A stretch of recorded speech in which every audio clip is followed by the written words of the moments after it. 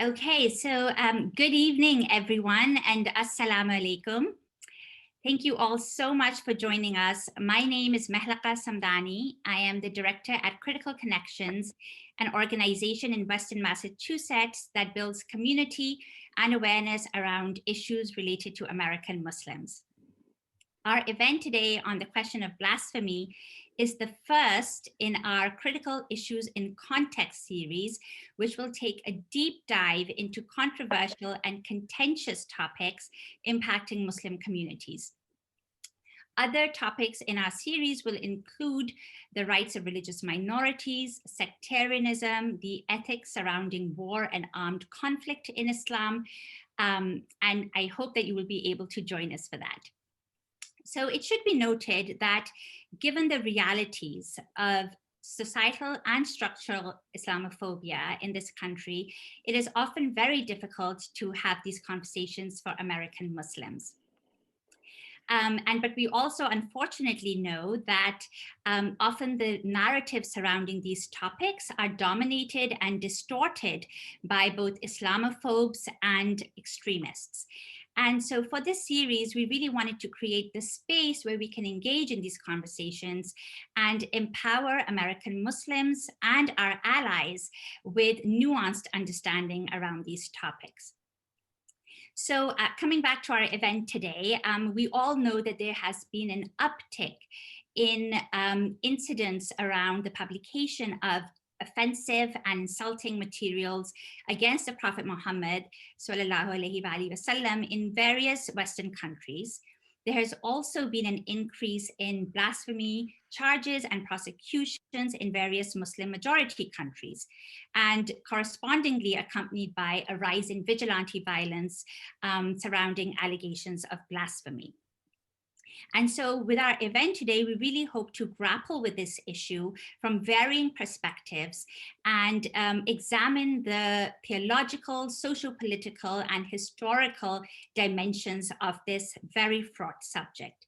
And to help us do that, today we are very fortunate to be joined by a group of very distinguished panelists. So first we have Dr. Yasir Qazi, who is currently the Dean of the Islamic Seminary of America, as well as a member of the Fiqh Council of North America. He has a master's degree in Islamic theology from the Islamic University of Medina and a doctorate in religious studies from Yale University. He also has a massive social media following that numbers in the millions.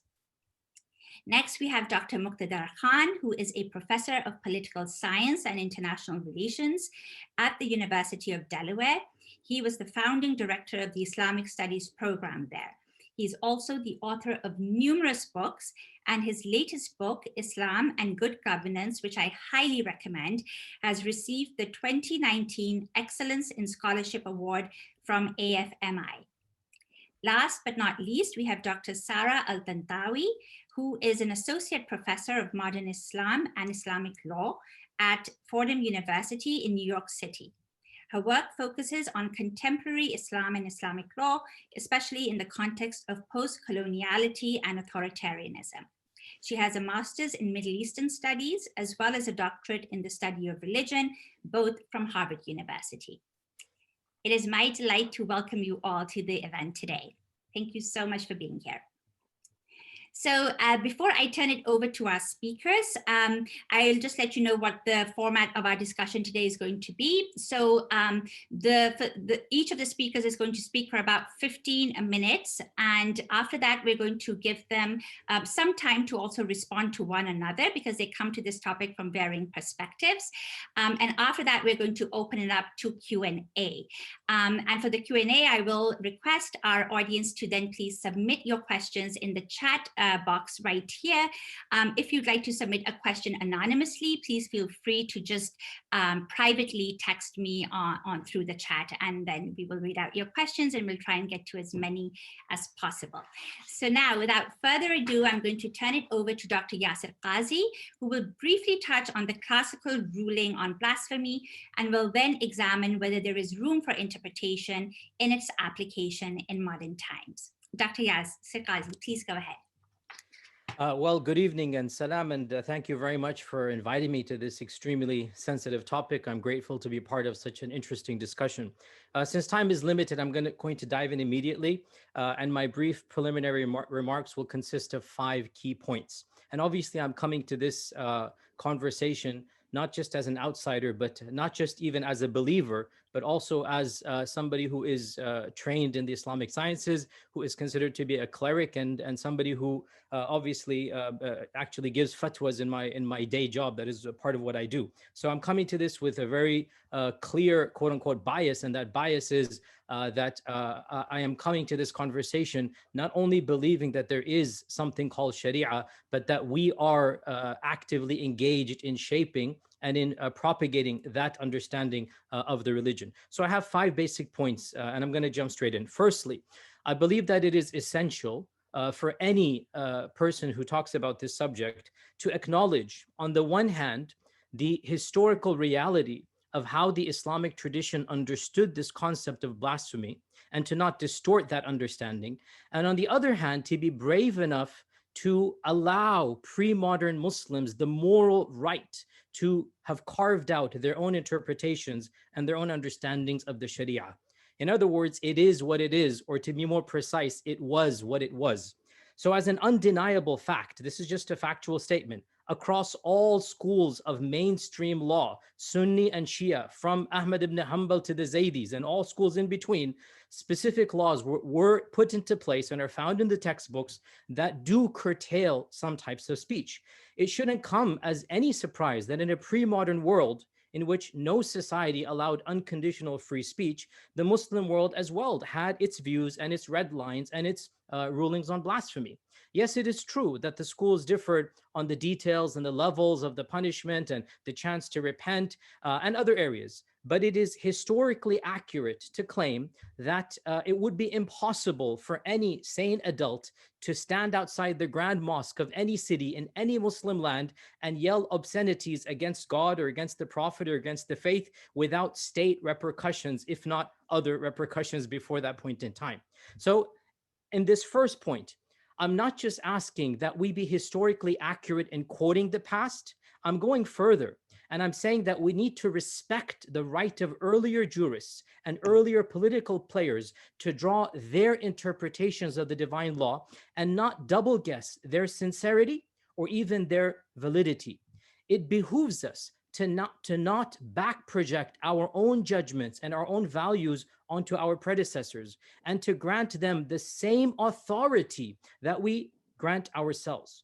Personally speaking, I am not sympathetic to grandiose claims of some modern reformers to have miraculously discovered the true intent and the exclusively correct interpretation of the sacred law after 14 centuries of misinformation and misinterpretation. Such radical theological revisionism stems from the presumption that earlier scholars were influenced by their cultures and biases, but ignores the very real humanity and our own cultural biases of ourselves.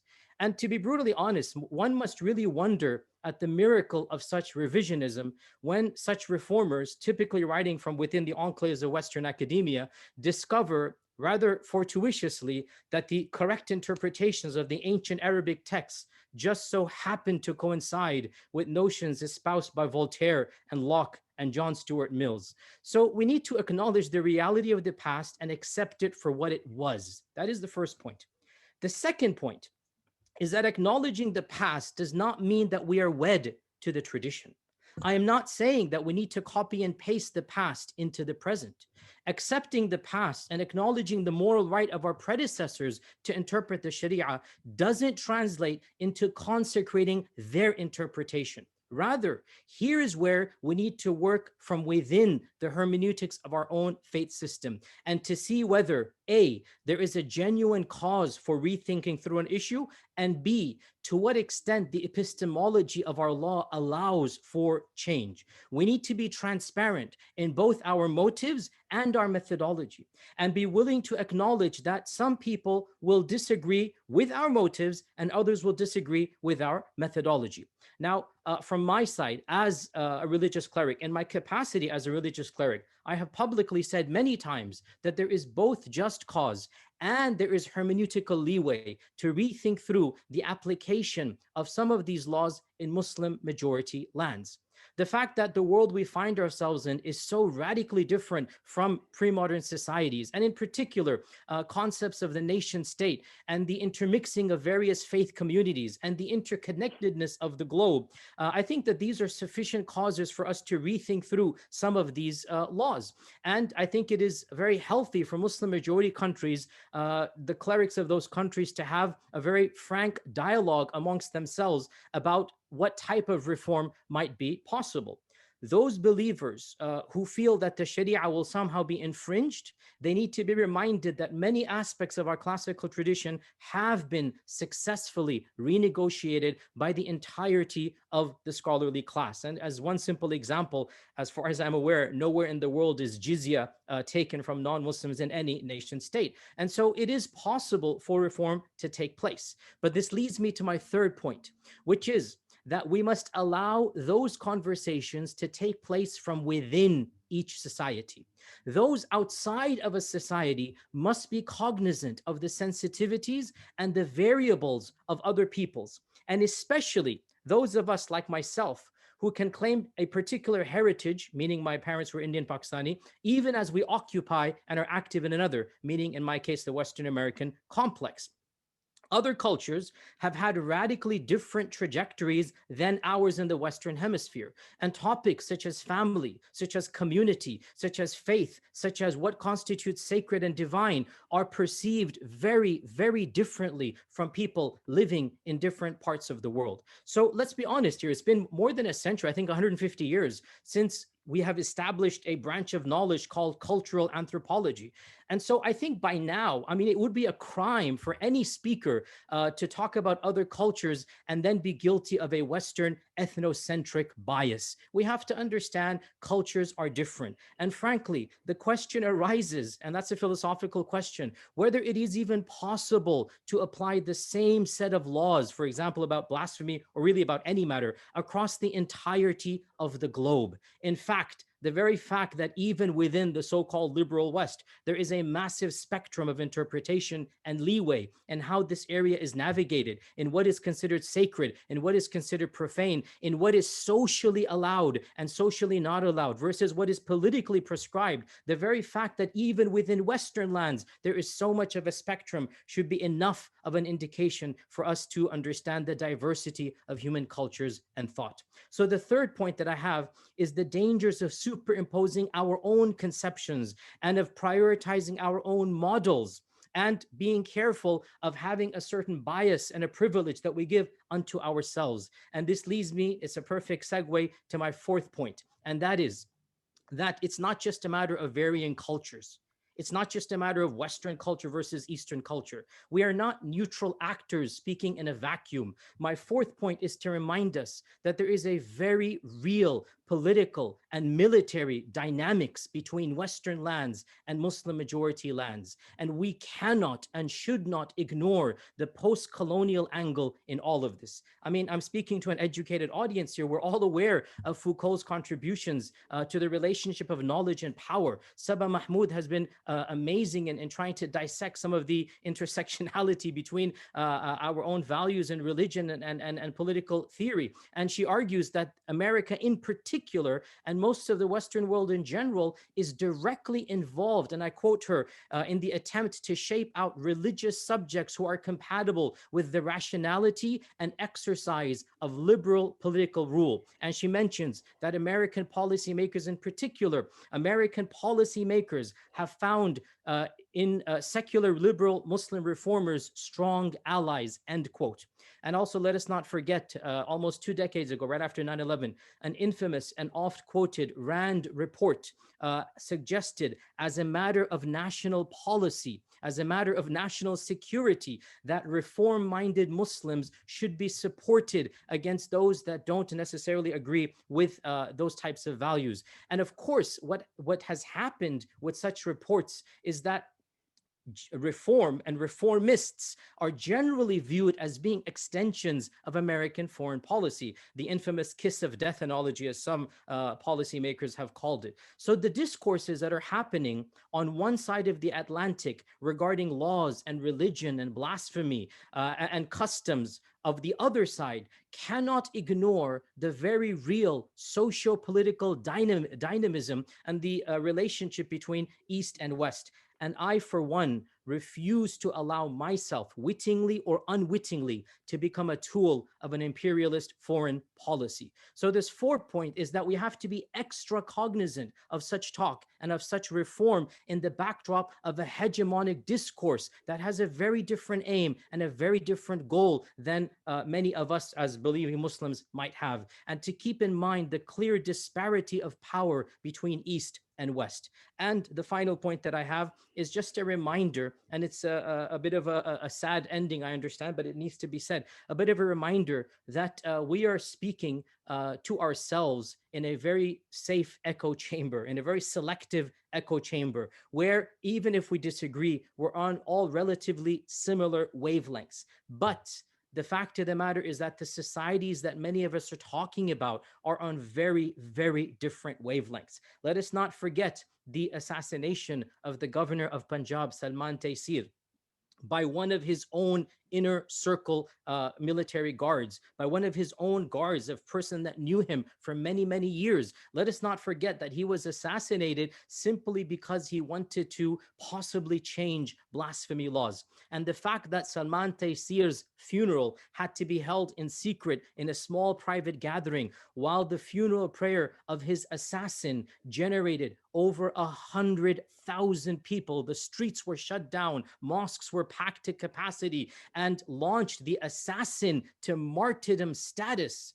These are sobering facts. And it's something that we should be very cognizant of, that our conversations really are at some level, and I'm sorry to be a little bit blunt here, they really are elitist in our own circles. They're not translating to the streets of the people that we're pretending or assuming that we're going to impact. And I say this as a believing Muslim. It is sad to see the level of emotionalism that is involved in this topic, and it is a sober reminder of the impact or lack thereof that our own internal conversations can have. In the end of the day, reform has to occur from within organically, and that's generally very slow, and that's generally going to take place at a place and by actors that we might not necessarily see eye to eye with. So there has to be a level of pragmatism that moves beyond an internal echo chamber of dismissing or of being contemptuous of certain aspects. If you want actual change, it's going to take place in a manner and a place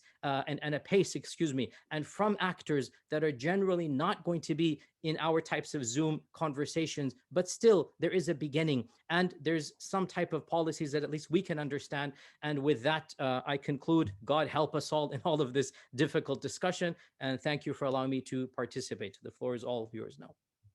Thank you so much, Dr. Ghazi. Thank you. Thank you for your very interesting, very provocative remarks. And I hope there will be many follow-up questions to that. You talked about reform from within the tradition, and it would be great at a later point to hear about where that is happening in Muslim majority countries, if at all. So, but we will move on to our next speaker, Dr. Muqtadar Khan, who is going to talk about the political dimension of the question of blasphemy and how it was politicized during some recent blasphemy cases in Pakistan.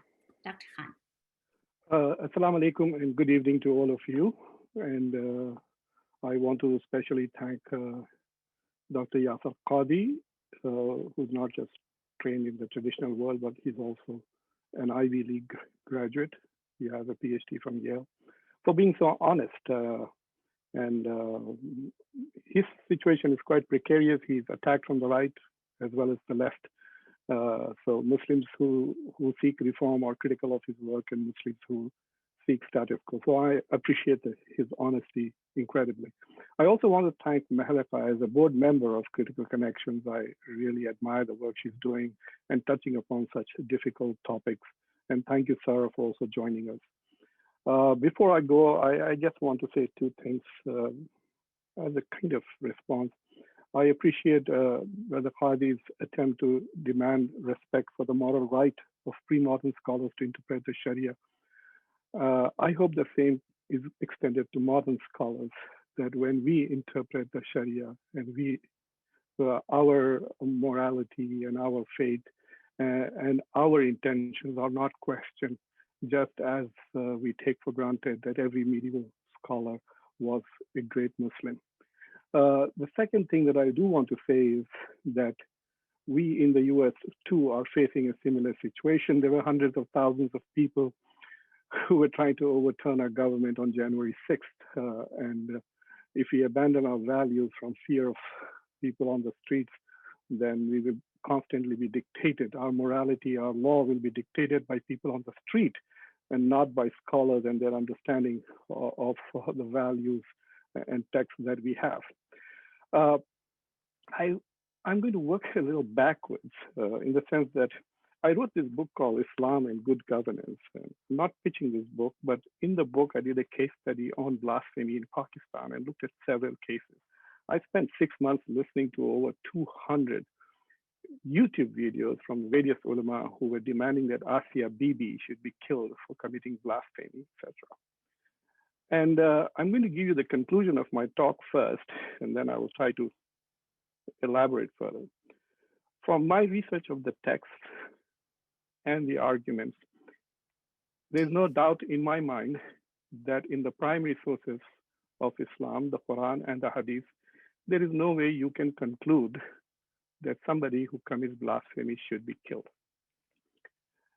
I also want to tell you that the word blasphemy is not easily translatable into Urdu or Arabic or Islamic languages. The concept is clearly a Christian notion. So when it is translated into Muslim societies, it often gets overlapped with apostasy.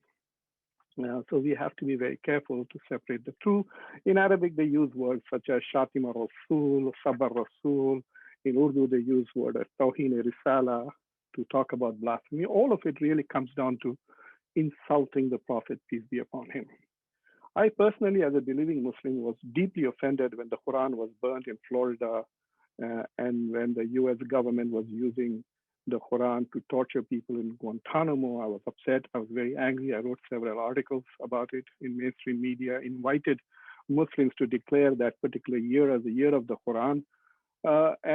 So yes, there is blasphemy that is done strategically, sometimes geopolitically, and Muslims have to respond to that. As far as I listen to all these Pakistani ulama and the debate, I have reached the conclusion that this is not about Islam at all. It's nothing theological about it. It's political. It is about the identity of Pakistan. So the religious establishment, which is traditional Muslims who are Sufi, Barelvi, etc., and the Islamists like Jamaat Islami and the new Islamic movements, all of them are struggling against the nationalists and the liberals to redefine Pakistani identity.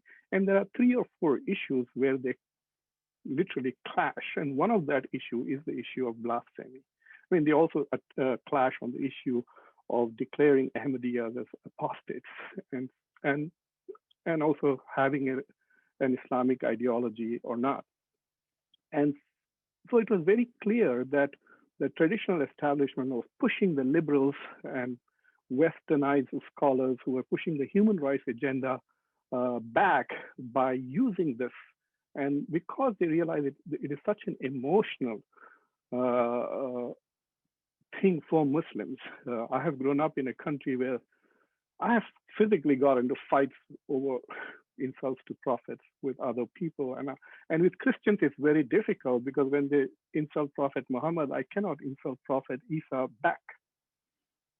So the only thing I can do is throw a punch. So I can't insult Moses. I can't insult God. It's the same God, and Jesus is my prophet.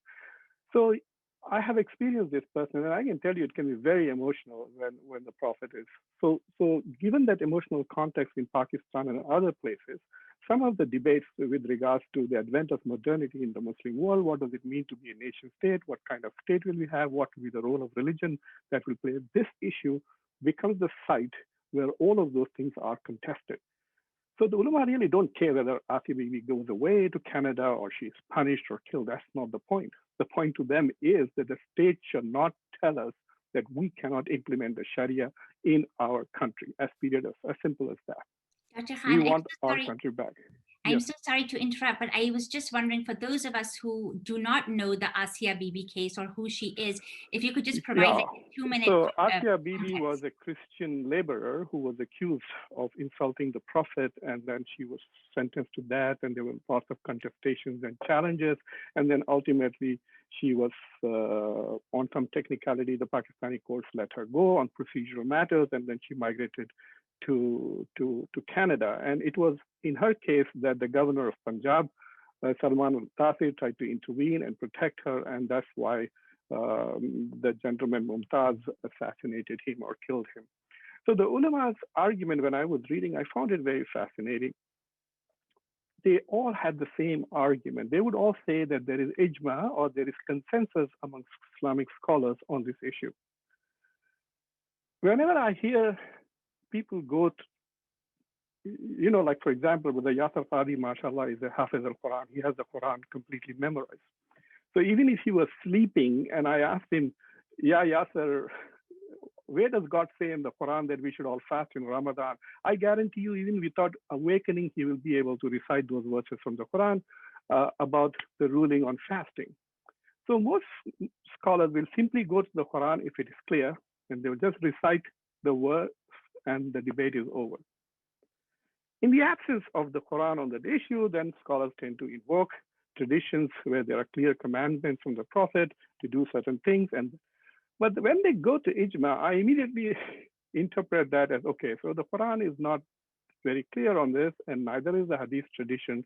So they are going to some medieval consensus. It must have been, these are imaginary consensus, must have happened at some point of time. It is clearly there is no consensus over it today. There are many Muslim scholars who are contesting it, even traditional from establishment like Javed Ghamidi in Pakistan and other places.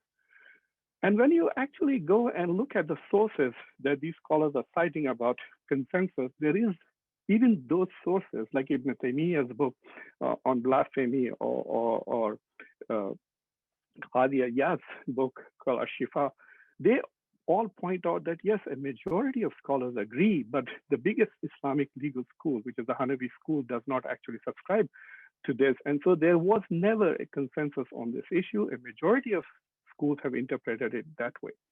So, and it was very interesting. Many of the people who were advocating killing Asia Bibi come from the Barelvi Sufi side of Muslims. And so they would begin their discussions by picking up Ibn Taymiyyah's book, and they would say, even though his aqidah is problematic, or his faith is, or his beliefs are something that I don't endorse, this particular argument of his I endorse. And so where do they get this idea? It's very fascinating, and I will share with you two traditions that these scholars have, and contemporary scholars, like speaker after speaker was narrating them in YouTube videos and in their fatwas consistently. And you can see how the discourse goes. This is the verse in the Quran. Can you all see this, Malika? So this is a verse in the Quran. It is the 57th verse in the 33rd chapter, which says, "Indeed, those who abuse Allah and His Messenger, Allah has cursed them in this world and hereafter and prepared for them a humiliating punishment." This is the only direct address about where you could talk about, abuse or insult, etc. And you will find that God essentially has taken the matter in His own hand. He has promised to punish them in this world and in the hereafter. I interpret this to say that, look, leave this matter to God.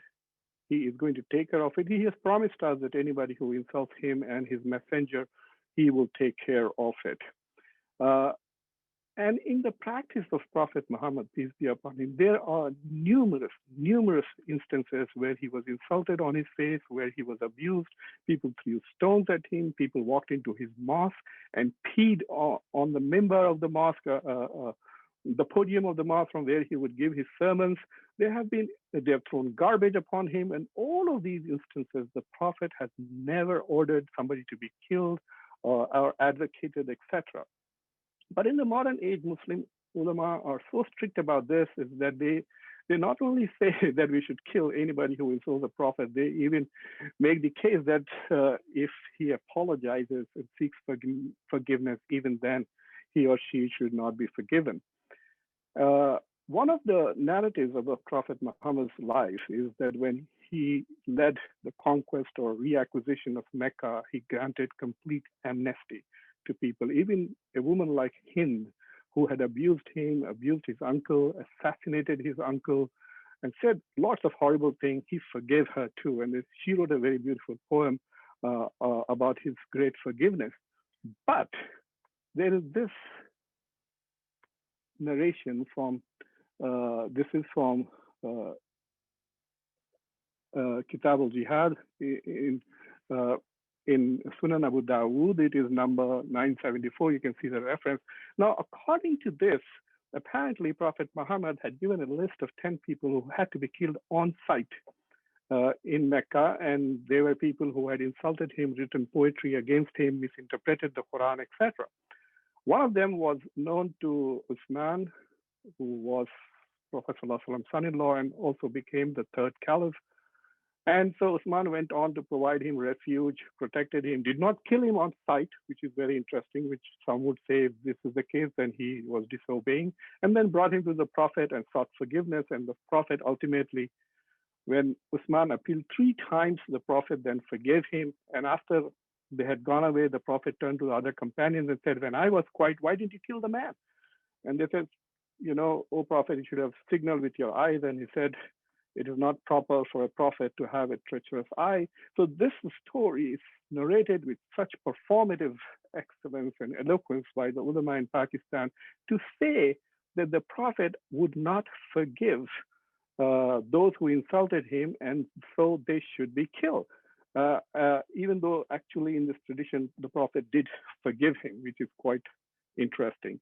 And there is another tradition, and this is about a blind man who had a relationship with a woman.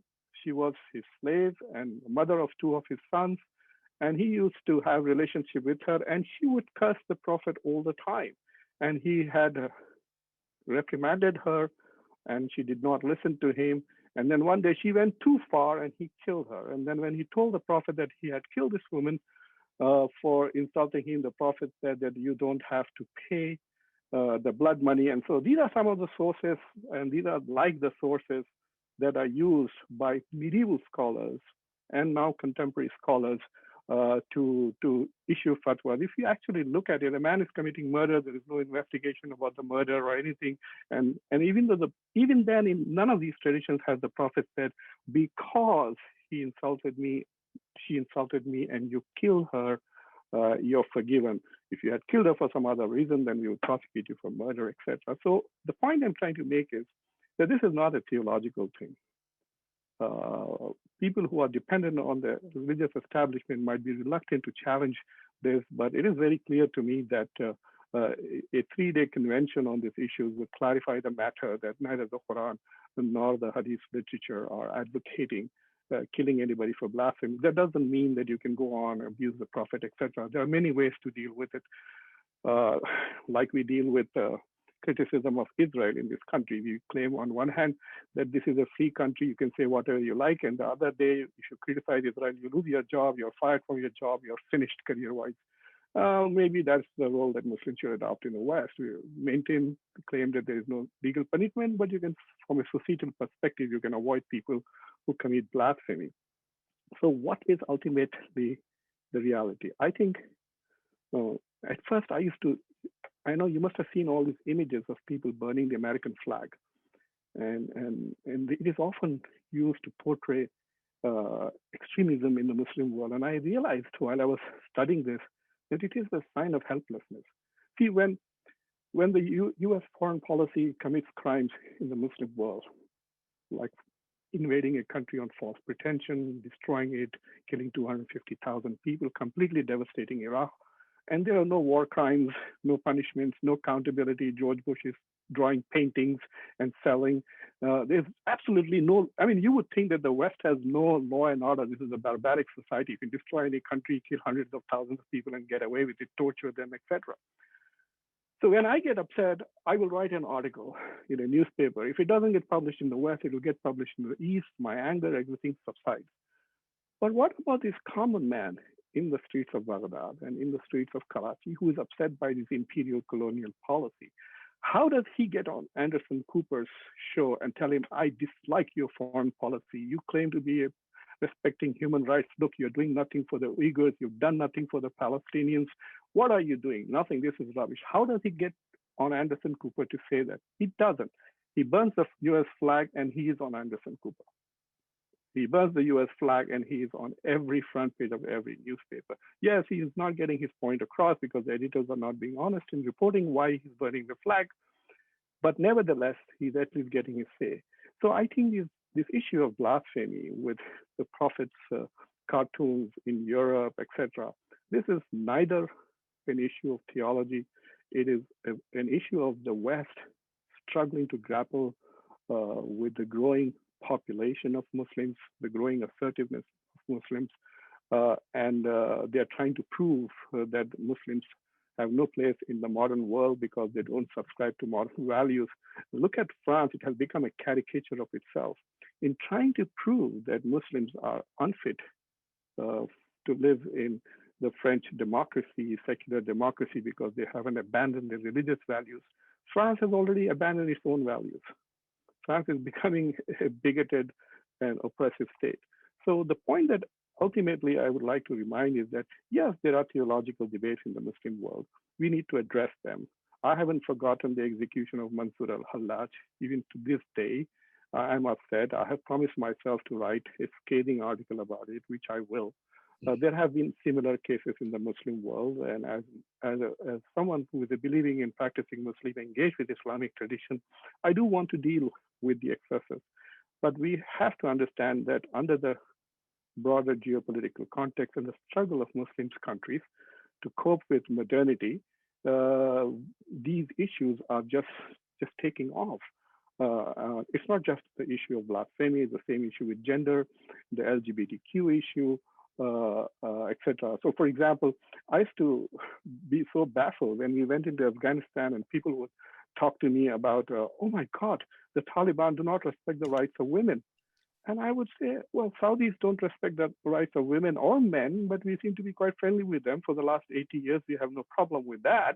Why are we suddenly concerned about how can we fix the rights of women in the Muslim world without fixing the rights of all people, Muslim men as well as Muslim women? In most of these countries, nobody has proper rights, at least from the perspective of democracy, etc. So I think that when we get these opportunities, we should look at it from a broader context, but also recognize that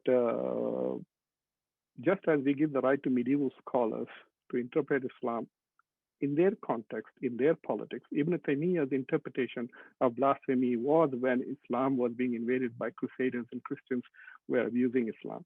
Similarly, we, whether we are in the Muslim majority country or as a minority, we also have the equal right to understand and interpret the Quran. 30 seconds or less. I think the Quran was the original spam. God wrote the Quran and hit everyone, send. So it has come directly to all of us. And as believing Muslims, I think it is our job to understand the Quran and live according to it in our time and in our place, and not be monitored.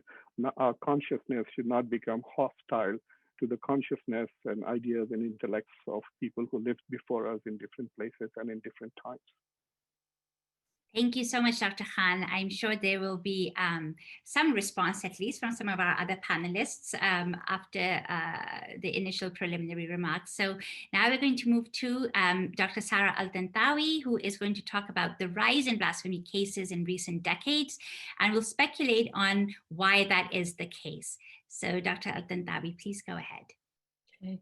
Thank you very much, Mahalika. Thank you, everyone. It's an honor to be here. I'm afraid I'm going to come at this from a bit of a different angle than our previous speakers. And so I suppose that's all in the interest of good conversation. You know, I just want to start by positioning myself because I fear that some of my comments are going to sound a bit hard-hitting. I, first of all, am Muslim, come from a Muslim family. I'm a scholar of Islam. I've written a book on actually Sharia re-implementation in northern Nigeria. And I spent a number of years working within the American Muslim community after 9/11 in a period of time I call triage, when everything was just very chaotic. So I've really spent most of my life very concerned about Muslim issues. And what I appreciate about this particular forum is that even though I am speaking on a panel with scholars I deeply respect, I'm happy to be able to not be in a explicitly scholarly forum so that we can speak a little more frankly and with an audience of people who care about frank speech about these issues. So in that spirit, I want to just step back and get a little bit more clear about exactly what it is we're talking about. What do these blasphemy cases look like, and what are the effects and implications of them in the world? So I'm going to give some detail about two cases. The first one is the case of Samuel Paty of France, okay, which happened in last October, in October of 2020. He was beheaded by an 18-year-old Chechen-born man following accusations that Paty had shown cartoons of Muhammad in class. It was alleged that Samuel Paty, who is married or was married with a 5-year-old son, told students that if they would be offended by showing these cartoons, that they should leave the classroom. Okay. A 13-year-old girl then went home and alleged to her father that she had refused to leave the class, and as a result, she was suspended. Her father then started a social media campaign against the teacher, which called for, quote, mobilization against the teacher, and filed a complaint with the school. Just 2 days ago, in fact, it was reported that that girl actually lied to her father and to her parents. She was not even in class that day. And in fact, she had been suspended the day before for being absent too much from school. Her parents reportedly knew the reason that she was suspended. So it seems that they too were not telling the truth when they said they believed their daughter's story. So why, first question, why was there a great enthusiasm to start a, quote, mobilization against this teacher? Secondly, let's take a look at the killer, Abdullah Aboyadovich Anzorov, an 18-year-old Russian immigrant of Chechen ethnic descent born in Moscow. Anzorov came to France with refugee status at the age of 6. He lived more than 100 kilometers away from the school where Samuel Paty taught and had no apparent connection to it whatsoever. At the time of the attack, his half-sister had joined ISIS in Syria. He himself is reported to have been in communication with 2 unidentified jihadists in Syria, including a Russian-speaking one. Anzorov then released an audio tape claiming responsibility for the attack on Paty, saying that he had, quote, avenged the prophet, and said to his ISIS compatriots, brothers, pray that Allah accepts me as a martyr. It seems that Anzorov took this action to prove his manhood or his dedication to ISIS, much like a gang member has to undertake an act of violence to join a gang. Now, I'm being realistic about what we're actually talking about here, because it's not just this abstract issue of speech and different values and avenging the prophet. The devil is in the details, as they say. And the fact of the matter is we are seeing a huge rise in this type of violence. And there are specific reasons for that. So here is that particular reason. Okay, now going back to the killer here, Anzorov's parents could not understand why their son did this.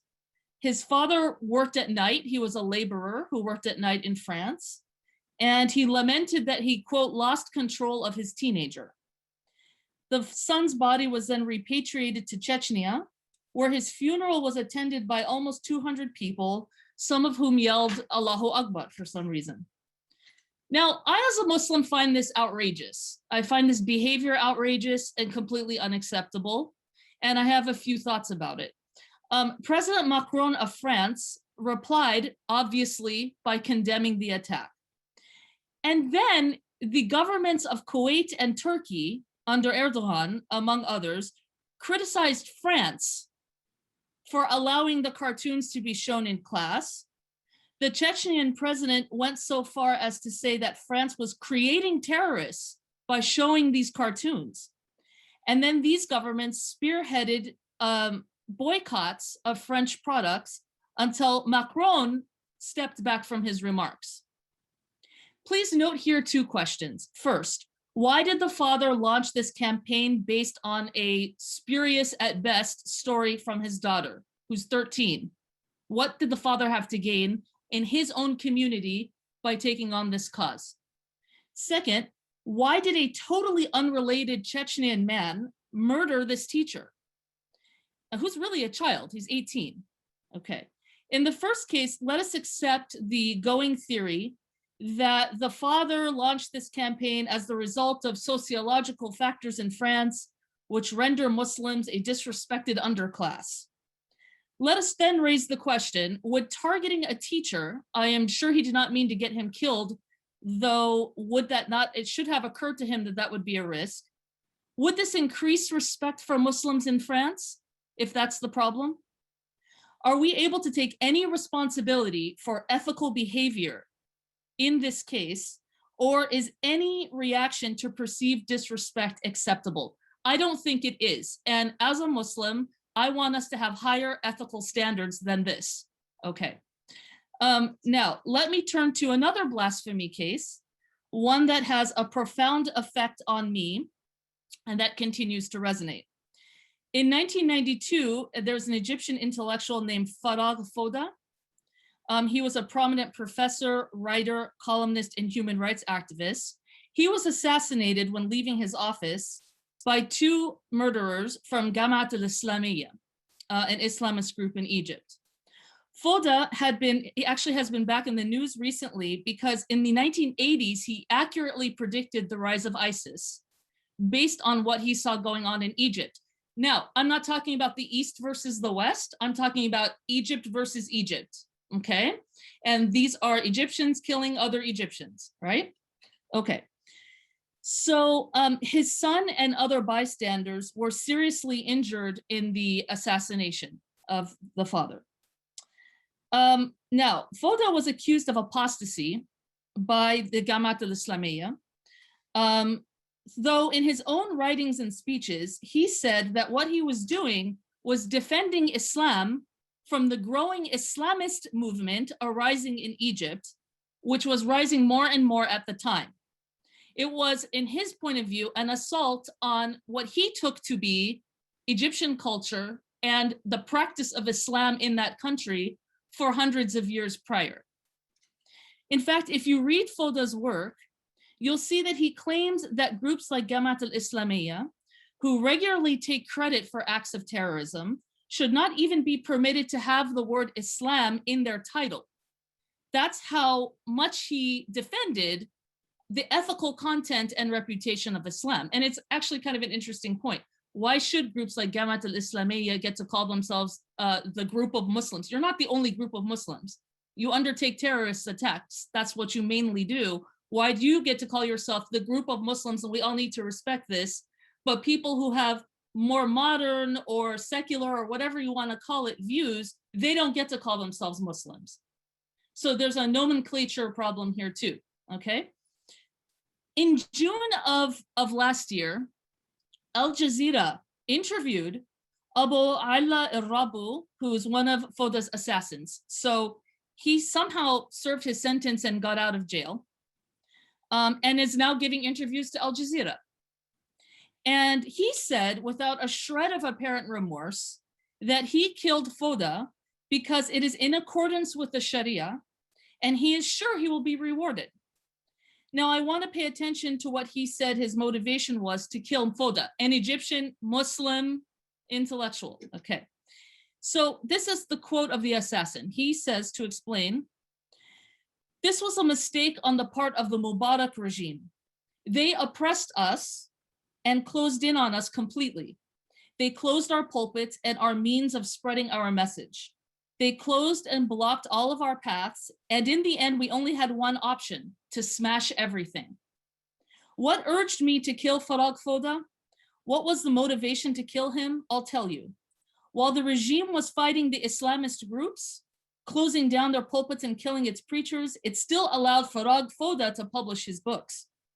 I know that you're supposed to fight ideas with ideas, but if you shut me down while giving him the freedom to mock Islam and to violate Sharia law, you are forcing me to take a drastic measure." So no taking of any responsibility.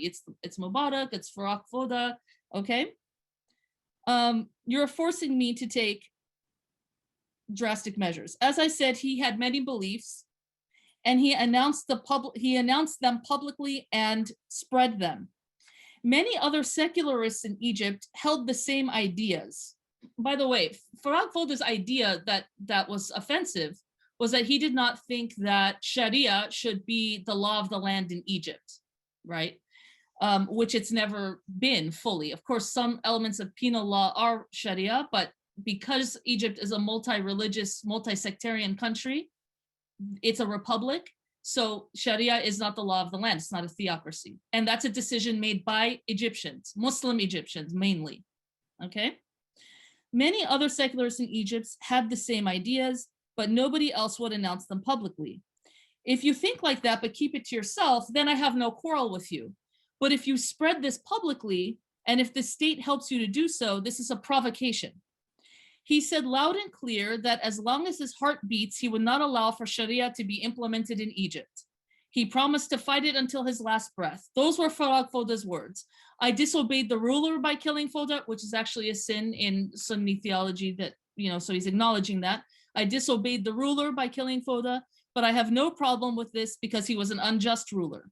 Since Mubarak did not rule according to Sharia law, I do not consider him to be a Muslim. The ruler has the choice to implement Sharia or not. It was not my personal decision to kill Farag Foda. We are governed by Islam and what Allah and his messenger said. If the decision had come from the organization's leadership, then maybe I would have hesitated a bit. But when the fatwa is issued saying that the man is a heretic and an apostate, and this fatwa came from Al-Azhar University, the feeling was that whoever killed Foda would be credited by Allah on the Day of Judgment." When I think about Samuel Paty's assassin, and when I think about the response of leaders like Erdogan, who then blamed France, and when I read the justification of Foda's assassin, a few things come to mind. First, I have to be blunt, there is an extreme arrogance. That's what I see. Now, France, with its own traditions of free speech and laïcité, we may disagree with it, we may not like it, but that's their country, right? Just as Egypt is a country and Saudi Arabia is a country. Nonetheless, are expected to kowtow to this particular conception of Muslim sensitivities. And it's a particular conception. I'm a Muslim, I don't have those sensitivities, but why doesn't, my voice count on this, or many, many, many other people, right? So much so that if a teacher is beheaded in broad daylight in his own country by an ISIS recruit, these leaders see fit to condemn France and boycott France. Mr. Abu Rabbu similarly takes no ethical responsibility for his murder whatsoever. His logic is the Egyptian state shut us down and they didn't shut him down, so we had to kill him. Never mentioning that the Egyptian state shut down Jamaat al-Islamiyya because of repeated acts of terrorism. Furthermore, Foda argues that Sharia should not be the law of the land because Egypt is a secular country, or at least was, where multiple religions are supposed to live together, such as the indigenous Coptic Christian population, Baha'is, Shia. Now, again, note, this is not an East versus West issue. This is East versus East, okay? And yet, because of this arrogant way of thinking, it's somehow possible to just cast aside all of these details of society or of basic human decency or rudimentary ethics to justify killing innocent people because of their thoughts or because of their speech. And we want to teach this to our children. We want to tell young Muslim children that this is a highly complex issue and that in some cases it's justifiable to kill people for saying words we find offensive. Okay, so I submit that this is not Islam if Islam is simply one thing, and I don't think it's simply one thing. This is a particular understanding of the usul, and this is what I want to get into here. And this is the thing. Look, Sarah, yeah. Sarah, I'm so sorry. Could you just describe for people what usul is? I'm right about to. Yes. Okay. So the usul is it's you know Dr. Qadi talked about it. I mean, it is basically it's orthodoxy. It's the entire tradition that was formulated by pre-modern scholars, and it refers mainly to the legal tradition. And the legal tradition, which was solidified in the early period of Islam, is made up of the sources of law are the Quran and the Hadith. If you look at particular legal rulings, as we've all been saying, the devil is really in the details. So in terms of coming to the particular usul rulings on blasphemy, there is absolutely no question that the context of the scholars at the time was relevant.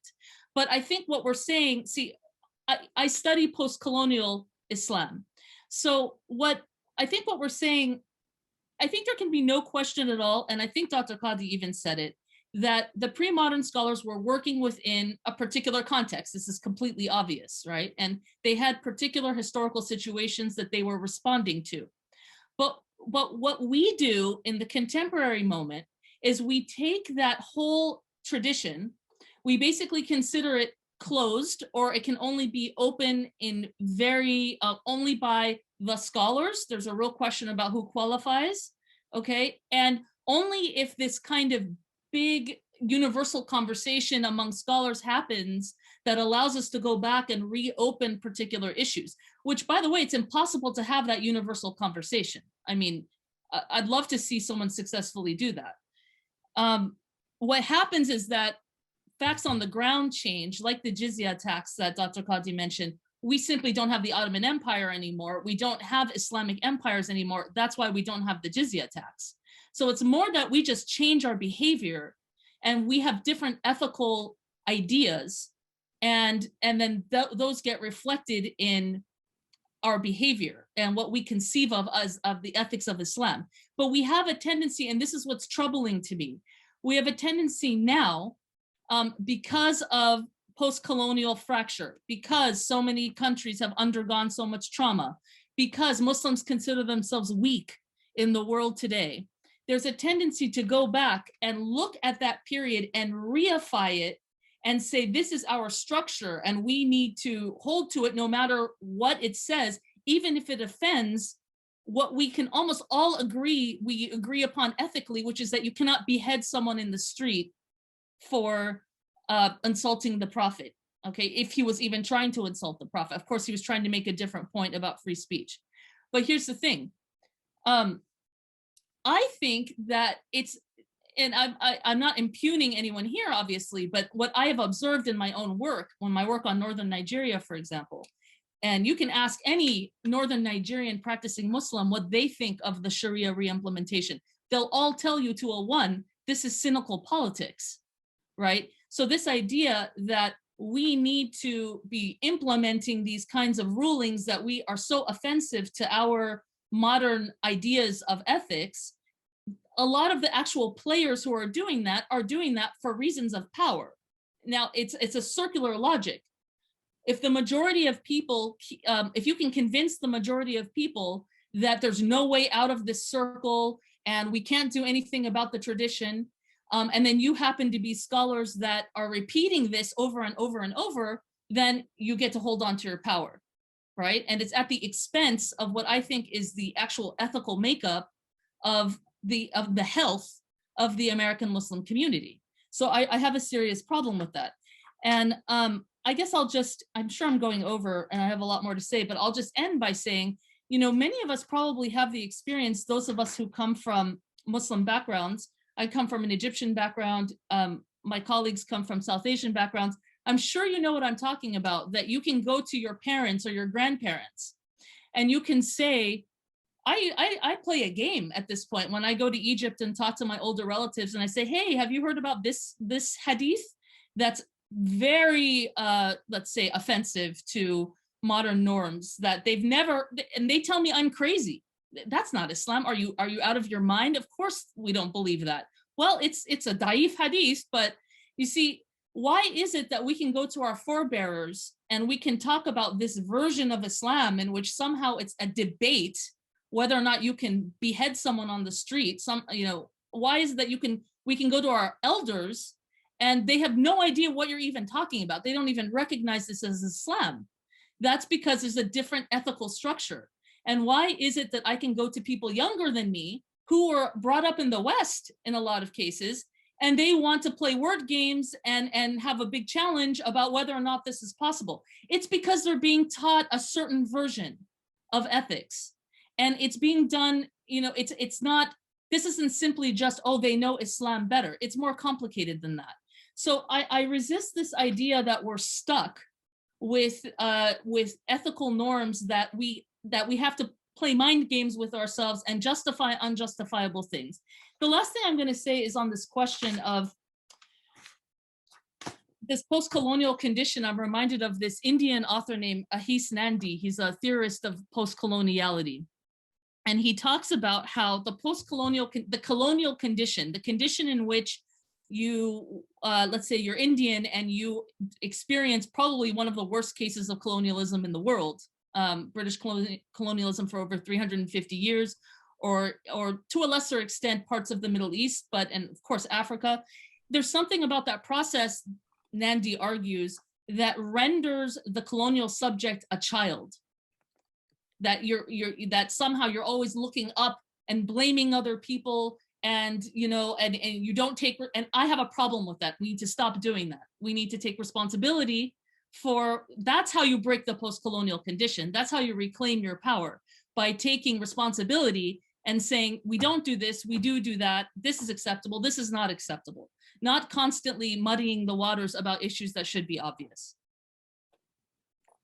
Great. Well, thank you, Sarah. Thank you so much for that. I am sure that our other panelists would love to have the opportunity to respond to you and to each other. So before we open it up for audience Q&A, I just want to give that opportunity to Dr. Ghazi, Dr. Khan, and Dr. Al-Bantawi to be able to exchange views on what you just heard the other say.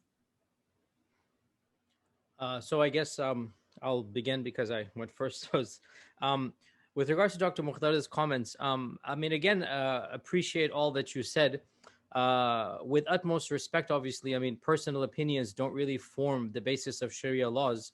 And obviously, you are politically free to present your own views. But I mean, don't be surprised when, your epistemology might not be in accordance with mainstream Sunni Islam, and then mainstream Sunni Islam finds it problematic. I mean, you can't really have your cake and eat it both ways. You're quoting people like Ghamidi, and I personally, I respect him as a person, but I'm not surprised that mainstream Sunni Muslims are not going to take him as a resource, because his epistemology is radically different. I mean, again, it is what it is. I deal with pragmatics and not theory. So if you've chosen a particular epistemology in which you have your own interpretations of hadith and sunnah, and in which you have your own understanding of ijma', that's great for you. But then large segments of the Muslim world are simply not going to be on the same wavelength. And I think you have to accept that you have chosen a certain methodology, which is fine, but that's not the same methodology as the vast majority of normative Islamic law. And I do agree with you, by the way, very much when you point out, by the way, I have 5 points. I did try to keep within my 15 minutes, but the 6th point that I had, which I wasn't able to say because of time, was that in reality, this type of vigilante justice that is taking place has nothing to do with Islamic law. It has to do with socioeconomic realities. The laws of blasphemy have been in our textbooks for a millennia, and yet it is only recently that we're seeing this spat of vigilante justice. And I think Dr. Muqtadir and Dr. Sarah, you both pointed this out, that we have to look at the socio-political context from within which such anger is being generated. I think the classic example, not quite related to this, is the suicide bombings of ISIS and whatnot. I mean, again, the notion of suicide bombings in Iraq, for example, you know, Iraq has been Muslim territory for 14 centuries. The first suicide bombing in the history of Iraq was 2004, post-US invasion. So one wonders, is it because of Islamic law or is it because of something else? And the exact same thing goes for this spat of vigilante justice that we're seeing across the globe, including in Pakistan. So we have to be careful. We don't blame the law when in reality there are far more pertinent factors. And this isn't a justification. It is a contextualization. There's a lot of anger in the Muslim community. I'm not saying it's justified. There's a lot of anger that is not based on Islamic law. And unfortunately, the way that that anger is expressed is in these types of vigilante acts here. To Dr. Sarah, I just want to point out that to be brutally honest, your whole point of these examples, I mean, I don't know of any mainstream cleric that would justify what happened to Samuel Patty. I mean, again, I'm very involved in the Muslim community. I gave a sermon that went viral over, I think, a few 100,000 views across the globe. I was interviewed by television stations after that sermon because I think I was the only one that actually spoke with what I did. And I don't know of any cleric that is sympathetic to the execution of Samuel, even if they didn't like what he did. And the fact of the matter, once again, the only types of people that go ahead and do this are marginalized individual actors, such as the Chechnyan that you mentioned. He was not even a mainstream mosque goer. People in his local community didn't even know him. And that is the stereotypical makeup of ISIS and of jihadist types of people.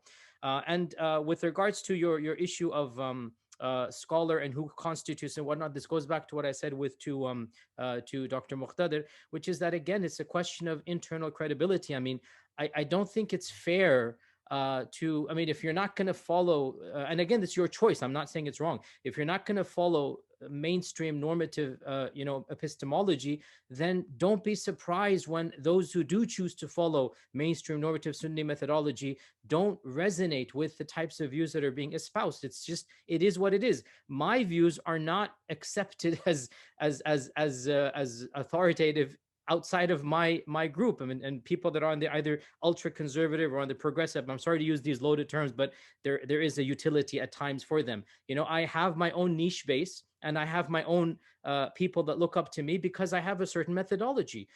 Don't be surprised if you're going to have your own, that you're going to appeal to different segments. And if you look at, again, the bulk of the Muslim world, they do have an epistemology that is rooted in the Quran and in the Sunnah and in Ijma' and in the four legal schools and in the mainstream theological schools. So, final point here, if you really want to effect change, it has to be from within that existing framework and paradigm. It's so easy for us on this call to all agree that those people are bad and all of this and that, but that's not going to bring about tangible change. If you really want change, you have to work from within the system and within their epistemology and convince them as they remain faithful to their own epistemology. Frankly, you're not going to get a radical revolution of intellectual thought of 1 billion Muslims, but you will get from within the system, slowly but surely, as has happened in the past, you will get tangible changes if you're utilizing the tools and the hermeneutics that mainstream Muslims believe in. That's what I'm attempting to do bit by bit. And it's not an easy process, but it is what it is. And we ask God for his guidance and his help. Anyway, that was my 2 cents worth. Excellent. So I do want to get to the audience questions, but I do want to give Dr. Khan and Dr. Al-Bantawi an opportunity to respond to what you just heard from Dr. Qazi, and then we'll get right to the questions. Is there anything you'd like to say, Dr. Khan? I think you're muted.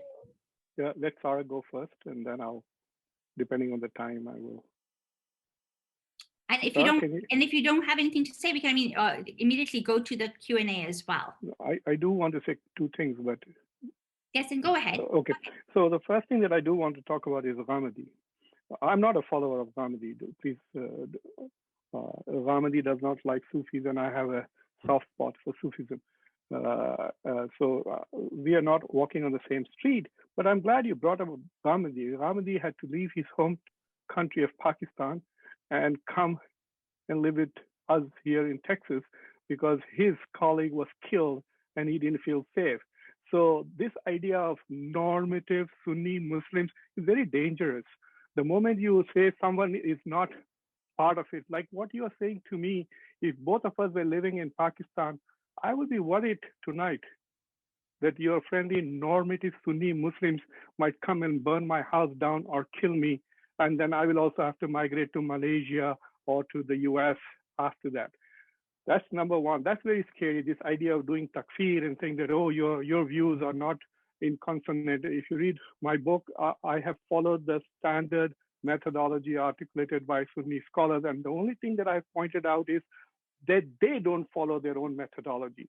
If the Quran has said very clearly that anybody who curses the Prophet and Allah subhanahu wa ta'ala, I will take care of him, and then you don't like that, and then you reject the sunnah of the Prophet, where so many times he was insulted, but he did not kill them. You don't like that practice of the Prophet, you ignore that, and then go and pick these far episodes to create a law for creating death.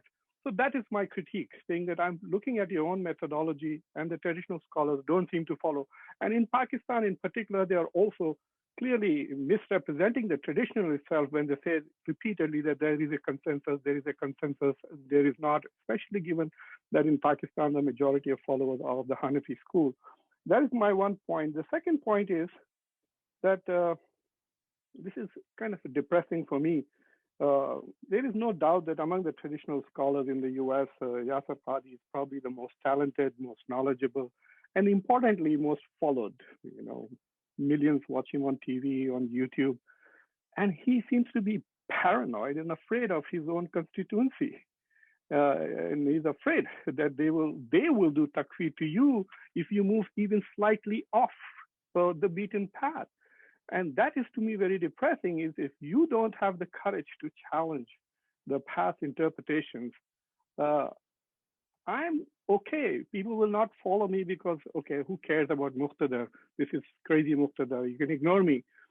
But even if you are not going to question this and come out and say, look, these interpretations are questionable, then there will be no change. And this is how taqleed is perpetuated. Again, if the best and the brightest, the best they can do is taqleed, then where is there going to be reform and growth in the faith and the community? Time is changing. When will the text be in sync with the context? I have to respond to that. Yes, you absolutely do. But I am also going to give Sarah just a minute because, and then absolutely we'll get back to you. And then I really do want to get to the questions as well. Okay, just very quickly. So I think very respectfully, there's maybe a move to paint me as an irrelevant progressive. I'm not a sheikh. I don't have a following. I'm not a religious leader. I am just trying to make some points. So whether I identify as progressive, to be honest with you, I don't even know. I don't really care, right? So that's not the point. The point here is that I just want to challenge a couple of points. This idea that no one justified what happened in France. When you give answers, let me give you an example. I wrote a book on stoning, on the stoning punishment. Tariq Ramadan made a statement on French television, which ended up getting Sarkozy elected because it was so absurd to everyone, right? But the statement that he made was, so Sarkozy says to him, why can't you just outlaw this? Why can't you just condemn the stoning punishment? We're in the 21st century. We don't stone anyone to death anymore. And what Ramadan says is, and I think it's probably, and I understand where he's coming from. And if I don't want to put words in your mouth, Dr. Qadhi, I would maybe assume that perhaps you'd be on a similar page, which would be, as a person, it doesn't matter what I say as a person. I can condemn stoning. It doesn't matter. What matters is the billions of Muslims who care about the usul. So what we need to do is have a big conversation with those billions of Muslims so that we can, but in the meantime, I'll have I call for a moratorium on stoning. We shouldn't do it at all, but I can't say that it shouldn't be in the law. And I am just here to say that is no longer enough, that it really is no longer enough. Because, and so I'm not saying that scholars justified it, but if you're not willing to say you can't kill anyone ever for insulting the Prophet, if you're not willing to say that, we do have a problem, because people are going to read between the lines and say, well, it's still in the usul, and if I want to get extra brownie points and go to heaven, then I should still do this. So that's problem number one. And then the only last thing I want to say is that this idea of, well, there's all of these billions of people and they follow normative Islam and that's just the way it is, and all we can do is change from the inside. 2 points on that. Number one, these millions of people, they didn't used to be like this. There was a different ethical structure. Something has changed where they are now more literal. They're now listening to sheikhs who are more literal. And there used to be a different, more kind of ethically focused way of speaking to Muslims. So that there has been a change. That's number one. Number two, theories of change. You're saying that the way to create change is to go in and do this kind of tinkering with the tradition. That's actually not my understanding of how social change is made. Social change is made by just doing things differently. And it's the scholars who adjust to that. Or at least that's something else to consider. I don't really believe that it's scholars tinkering with things that create social change.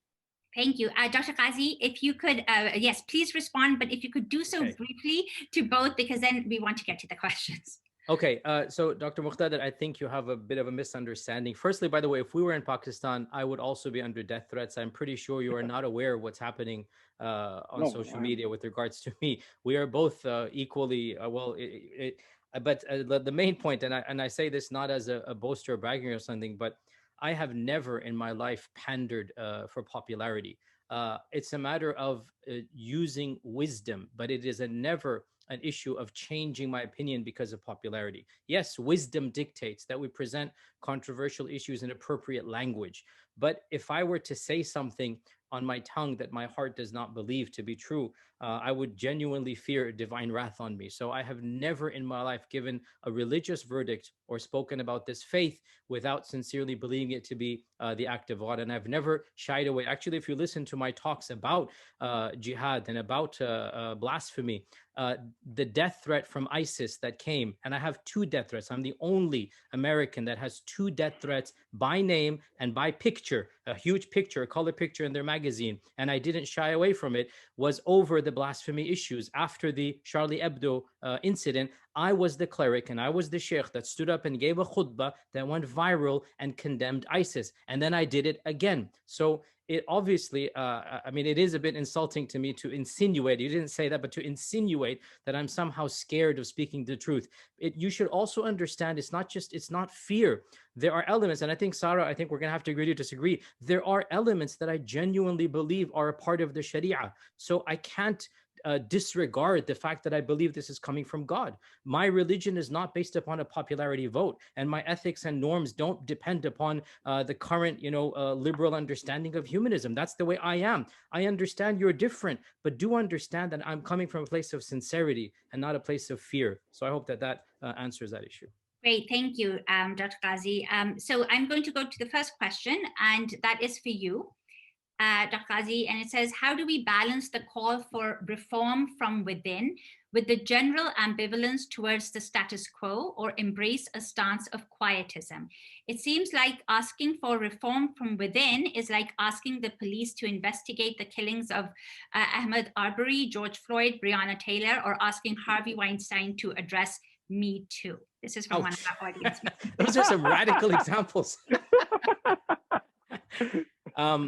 I mean, that's your perspective. I don't agree with the examples. It's not, I mean, that's painting the entire Muslim community as the police brutality. I mean, come on, that's a little bit harsh, to be honest. 1.5 billion Muslims, and you're going to paint them as all complicit in an evil. I mean, if that's the case, and if that's your perception of Islam, then I think you need to rethink your perception of Islam.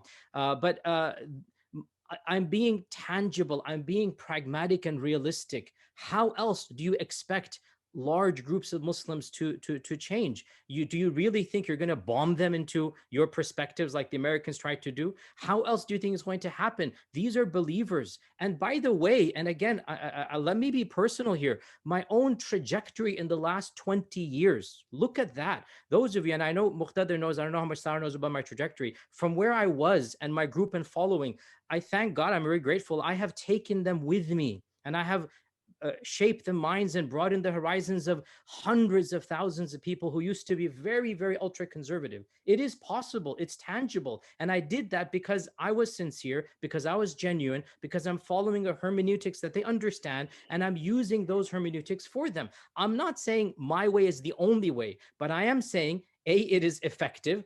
B, there's a track record, and C, if lots of people did it from various different strands, you would actually get tangible change. And I don't want to be dismissive here, but Sarah, Dr. Sarah, you know this very well.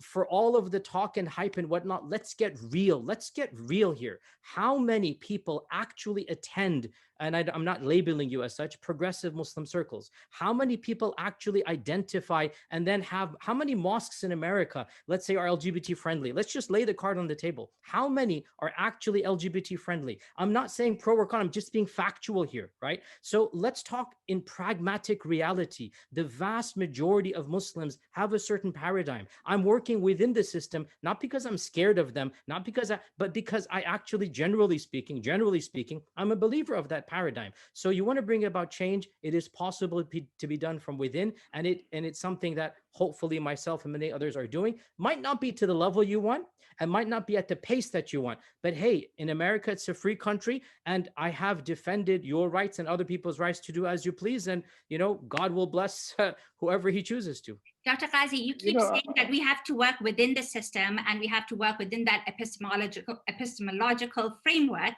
and the paradigm that billions of Muslims have bought into. And you keep saying that that's what you are doing.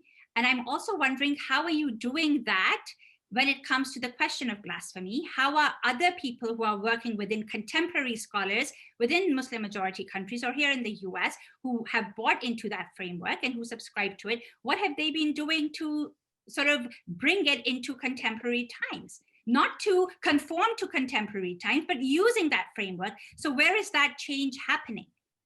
So in my particular case, I have been very clear that I am speaking to Western Muslims overall. And with regards to Western Muslims, it is very easy to make a very standard mainstream normative case that it is completely haram and unethical and sinful to get involved in vigilante justice. I have examples from the Seerah. I have quotations from the scholars.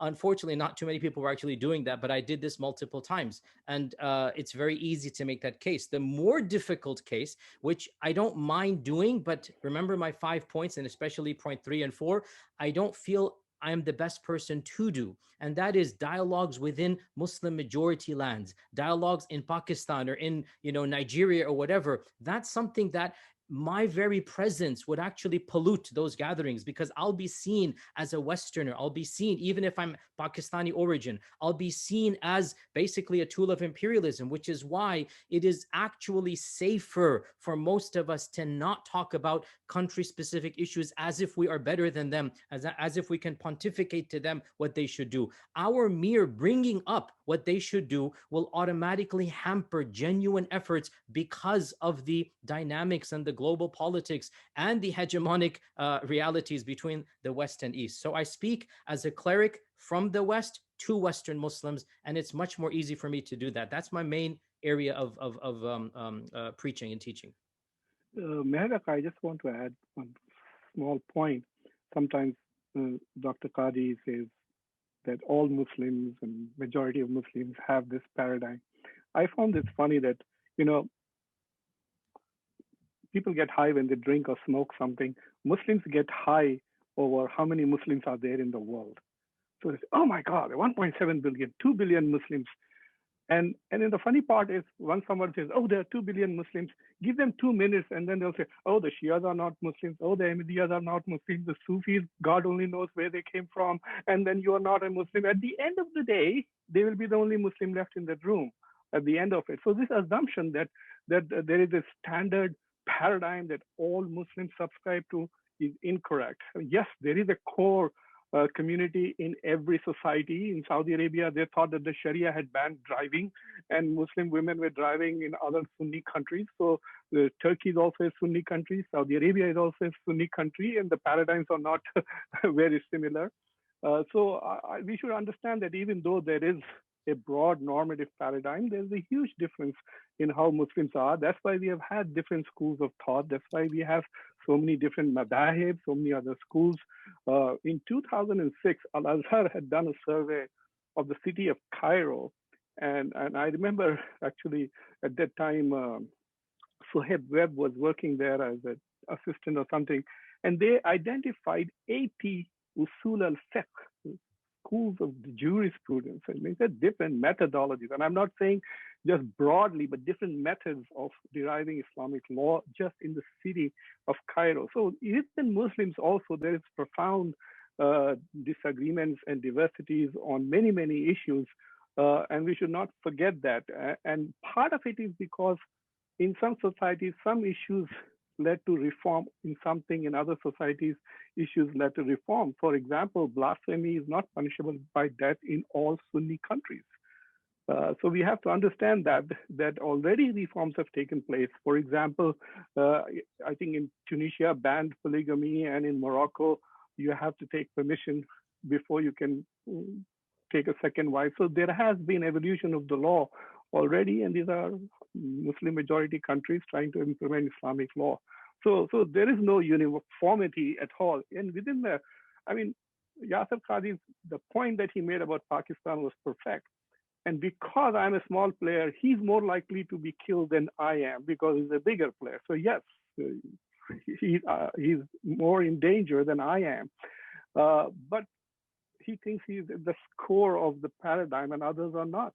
And that's not true. We are all in the periphery and there is no center. That's the problem. And let's hope that nobody gets killed in the process. Mathematical point. Really. Yes, and Sarah, please respond, and then I'm going to go to the next mathematical point on this issue of, well, look at just like, let's be real, most people are not going to progressive mosques, they're going to more conservative mosques.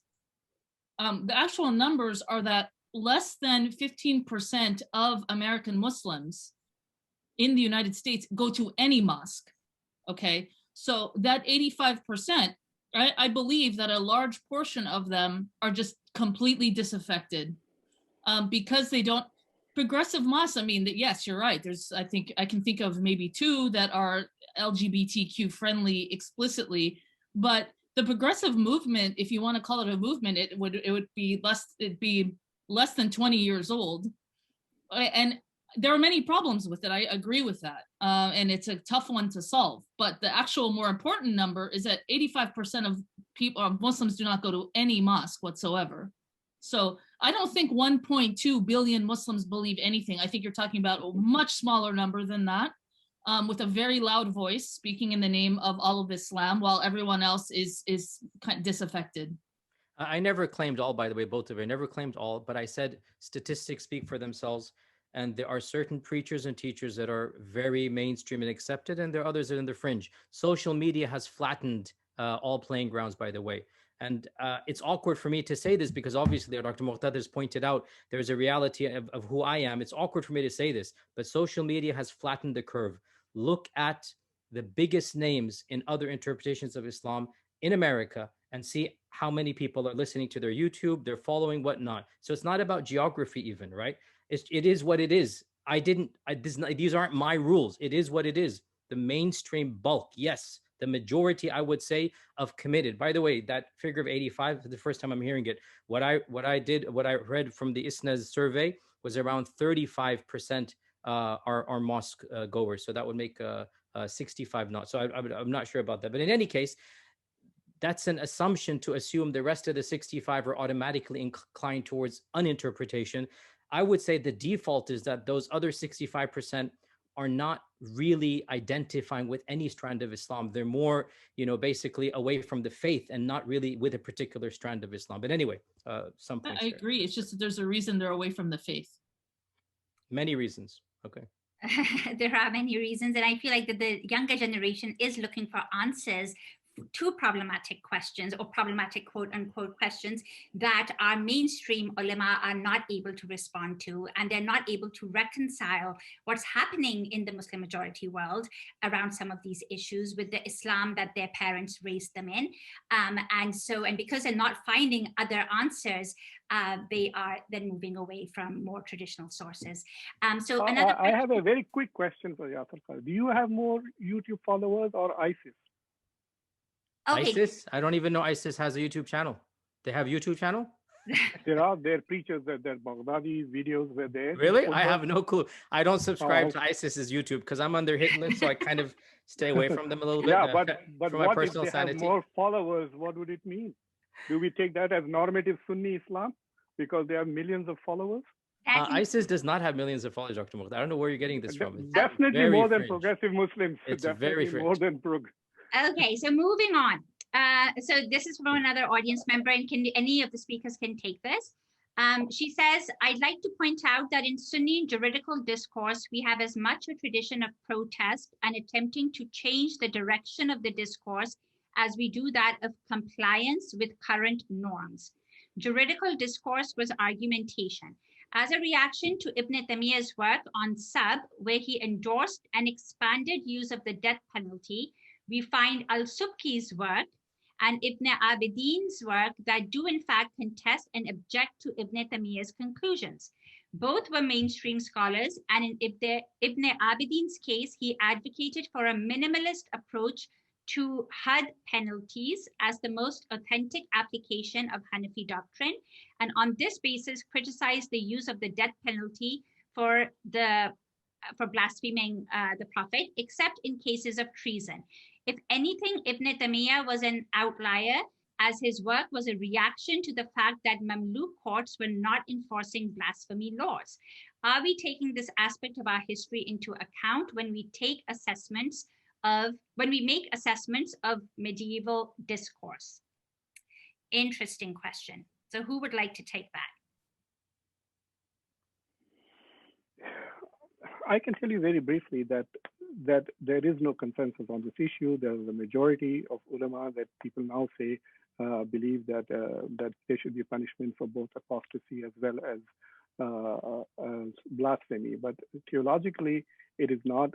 I find the arguments made by the Hanafi scholars far more compelling. And there are also contemporary Hanafi scholars who are challenging it. Yes, you may dismiss Javed Ghamidi as an outlier, but his school in Pakistan at least has made a very powerful argument against death penalty for blasphemy, and there are many people who do agree with him and follow his argument. And I have a feeling that if we were to have a discussion, see, when people tell you right away that, oh, you don't have enough followers, you don't have enough YouTube followers, you don't have this, that, it tells you that, okay, you may have a good argument, but what's the point of having a good argument? What really matters is, do you have people who will take your word for the tradition? So one of the problems is that the ignorance of the masses is driving the postures that the scholars are taking. And if you simply resonate what the masses are emotionally saying, then of course you will have a huge say.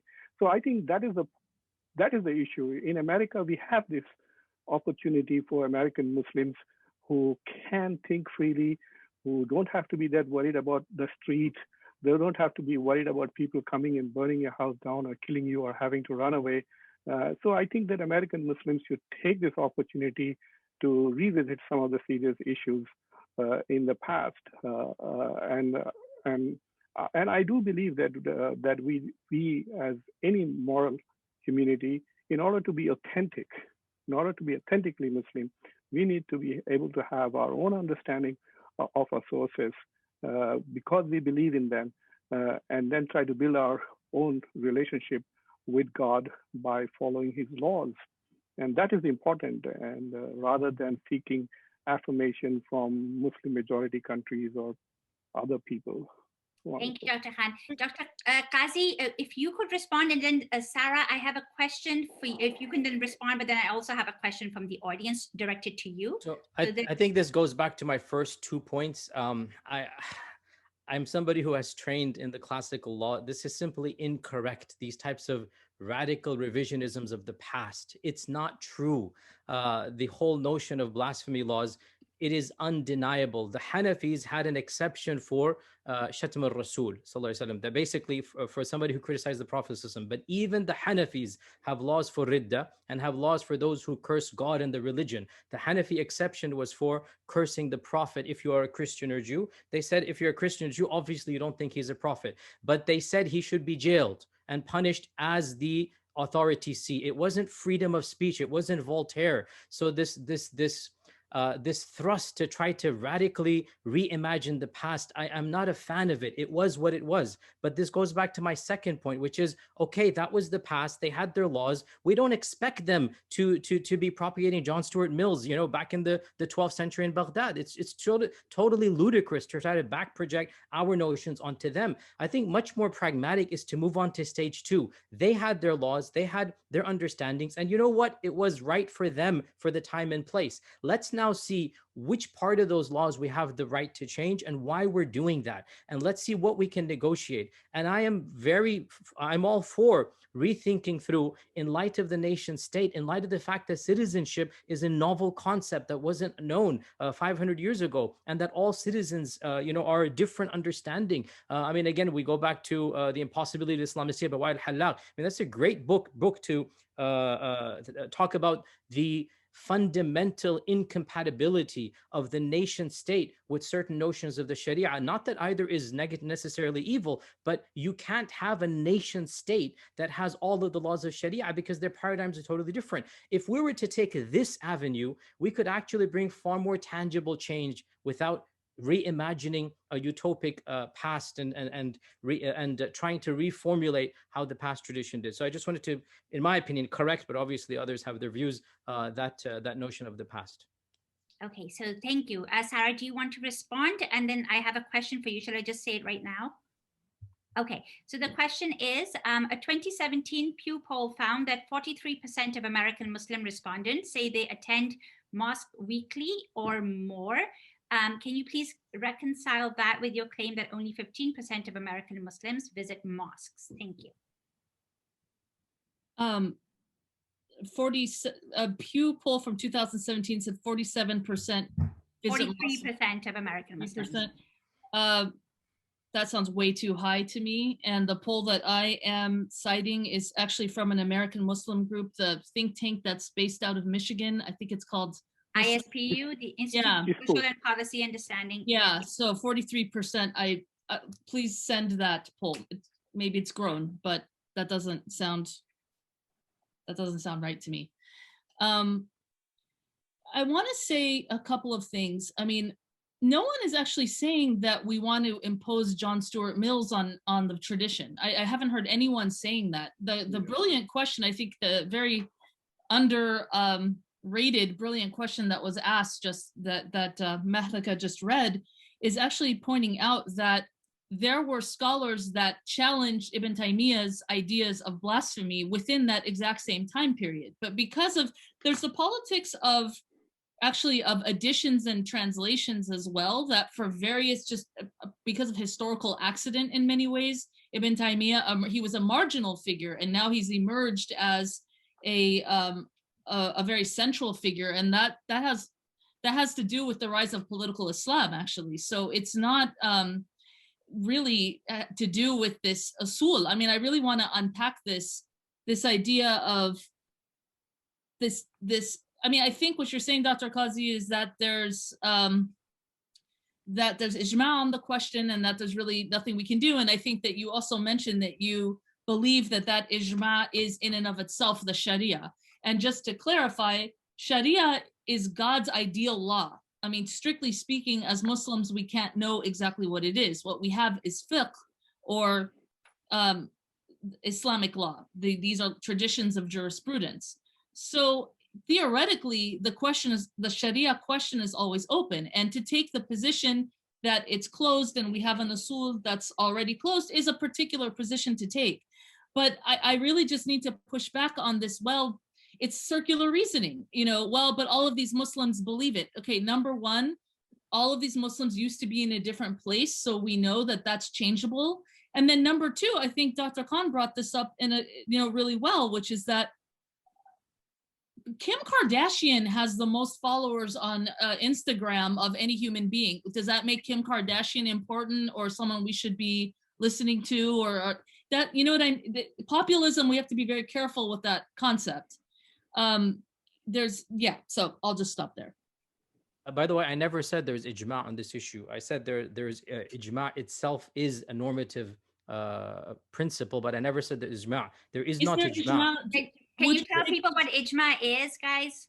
Ijma, of course, if you're asking me, I'm going to give the Sunni definition. Obviously, that too is contested. Ijma means that the jurists of any particular time frame have agreed to a particular ruling. There is no ijma on Sabb al-Rasul from people outside of the faith of Islam. The Hanafis are allowing certain types of phrases that are derogatory that are coming from non-Muslims. There is ijma about adult male Muslims. There is ijma on this point. Yes, there is not a whiff of controversy if an adult male Muslim does shatam, he curses the Prophet ﷺ, that there's going to be a punishment against that person. The controversy occurred over females, and the controversy occurred over non-Muslims. The Hanafis did not have that position. The Hanafi said he should be jailed, and his punishment is left to the Sultan. Okay, they didn't say he's free to walk around his daily routine. Who is the Sultan? Could you say who the Sultan? What is the Sultan? The Sultan, the leader. No pre-modern scholar would ever claim that there's freedom of speech in an unlimited manner. This is a modern construct and a notion. So, like I said, it is what it is, or it was what it was. We have to deal with modernity and not just necessarily from the past replicate onto modernity. So I just want to make one small point that first of all, there is no ijma about ijma. Okay, as to what is ijma, and there are different notions. It is the consensus of the companions of the Prophet, the consensus of the scholars, of the consensus of the Ummah, etc. So the arguments which try to make ijma itself an authoritative source of the usul is very problematic. Okay, and the hadith traditions which they use do not necessarily say the scholars, the consensus of the scholars, or medieval scholars. So fine, you had a medieval conference and everybody agreed. So what? That doesn't mean that we have to forever follow that consensus. If today's contemporary scholars disagree, I think that ijma has been broken. So that is one point that we have to do. I have a short essay on the web that people should just Google. It's called 4 Freedoms That We Need If the Muslim World Needs to Have Intellectual Vitality and Freedom. And of those 4 freedoms, one is the freedom to do ijtihad, and the other is the freedom to challenge the past ijma. If we do not have the freedom to challenge the past ijma, you're immediately shut down if you question and say, no. In the 11th century, we had this consensus. And now anybody who raises the question about the past consensus, they will be deemed as outside the normative paradigm. This takfiri culture, I think, is one of the biggest detriments to progressive. And by progressive, I don't mean progressive. I have, over the last 10 years, become more and more Sufi leaning. I spent the whole night last night talking about Miraj and miracles, etc. So I don't consider myself as, and my letter to Umid Safi is considered as the death knell of the progressive union, at least. So, but what I do feel that every generation should have the opportunity to address its sources. We don't have to be right. That's why if you do ijtihad, if you get it wrong, you still have one reward, and if you get it right, you have double the reward. And I think that is the license to think that that Islamic tradition has given to Muslims, and later day scholars are trying to shut it down because they are protective of it and are afraid that Western ideas and Western philosophies will corrupt the pure and wonderful laws of Islam, which will not allow freedom of religion and freedom of thought. And ijtihad here refers to independent reasoning, engaging with the primary sources to arrive at independent conclusions. There's a question for you, Dr. Khan, from Stephen Gottlieb. He says, thank you, Dr. Khan, but I'm concerned about which group of Americans wants to make the changes. So I am in the position too of both wanting to preserve some rights and to change others. Justice Marshall was criticized for his attack on the US Constitution, and both his attack and the response were both correct. The Constitution which Marshall attacked was also his tool, but I can't get around the drive to reify the past as some groups interpret it, but rejecting the past either. I too have to fight their approach. So I think I have read Professor Gottlieb's book on sovereignty when I was in grad school, if I'm not mistaken, if you are the same Stephen Gottlieb. But okay, so there was a Stephen Gottlieb who wrote a book on sovereignty, so I thought it were you. I think that what is happening in America is sometimes very fascinating, okay? So there is a core mosque-related community, which there is no doubt. You can dispute what the numbers is.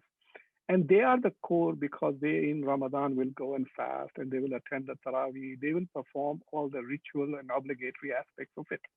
Without that mosque-going community, there will be no Islam in America. I mean, you can have people wandering around saying, I'm a Muslim when it feels the need and otherwise no.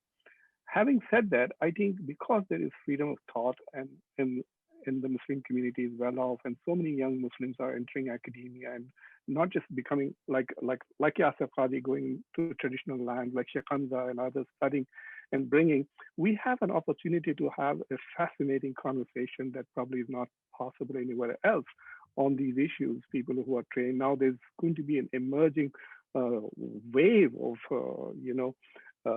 feminist challenges to Islamic thought. A lot of them coming out of Western universities, but well trained in the languages and traditions of Islam.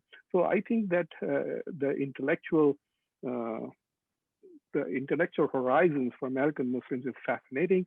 I just hope that we do not bring in some of the bad habits of takfir and violence or other things. Like, for example, we don't have so much of sectarian hostilities here in the US as we have in other parts, because there is an understanding between the ulama of the Shia as well as the Sunni. And I think, yes, I have a lot of respect for Yasir Qadhi. I disagree with him profoundly on many issues, but I also learned from him. I was just telling him that I read his book and I learned how to understand the Quran 36 years ago from him. And he was just 21 years old when he wrote this book.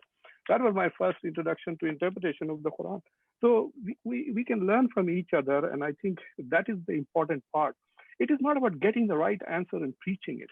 I think our whole life, there is a verse in the Quran that I use as an epistemological pillar, and I would like to share it with you people if you like. It is the 18th verse of the 39th chapter. الَّذِينَ يَتَّبِعُونَ الْقَوْلَ وَيَتَّبِعُونَ أَحْسَنَهُ.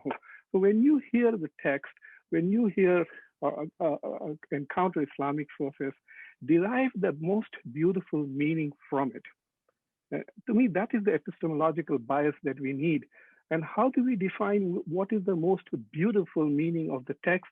I interpret that as to be most compassionate, most tolerant, most loving, and not being legalistic, strict. And I'm waiting to look at you, and the moment I get a chance, I'm going to make sure that you go to hell. That's not how God, I think, sees us. So to me, that is an important way that we should be able to interpret our sources continuously. The next generation may find our interpretations fossilized. That's fine. But for us, for our time, we should be able to understand our sources and live by it. I never advocate something that I cannot live by. I was part of a project with Dr. Yasir Qadhi about the salvation of others. I went and made a presentation, and later on after that, I read Surah Bayyina. I haven't understood that surah yet, and I withdrew that paper. I've never published it because I try to make sure that my heart and my mind are aligned. And I think that that we accept that sincerity from all Muslim scholars and have a much more open debate. We have that opportunity in the US, which other Muslims who live under intimidating environments do not have in the Muslim world. Sarah, would you like to respond, please?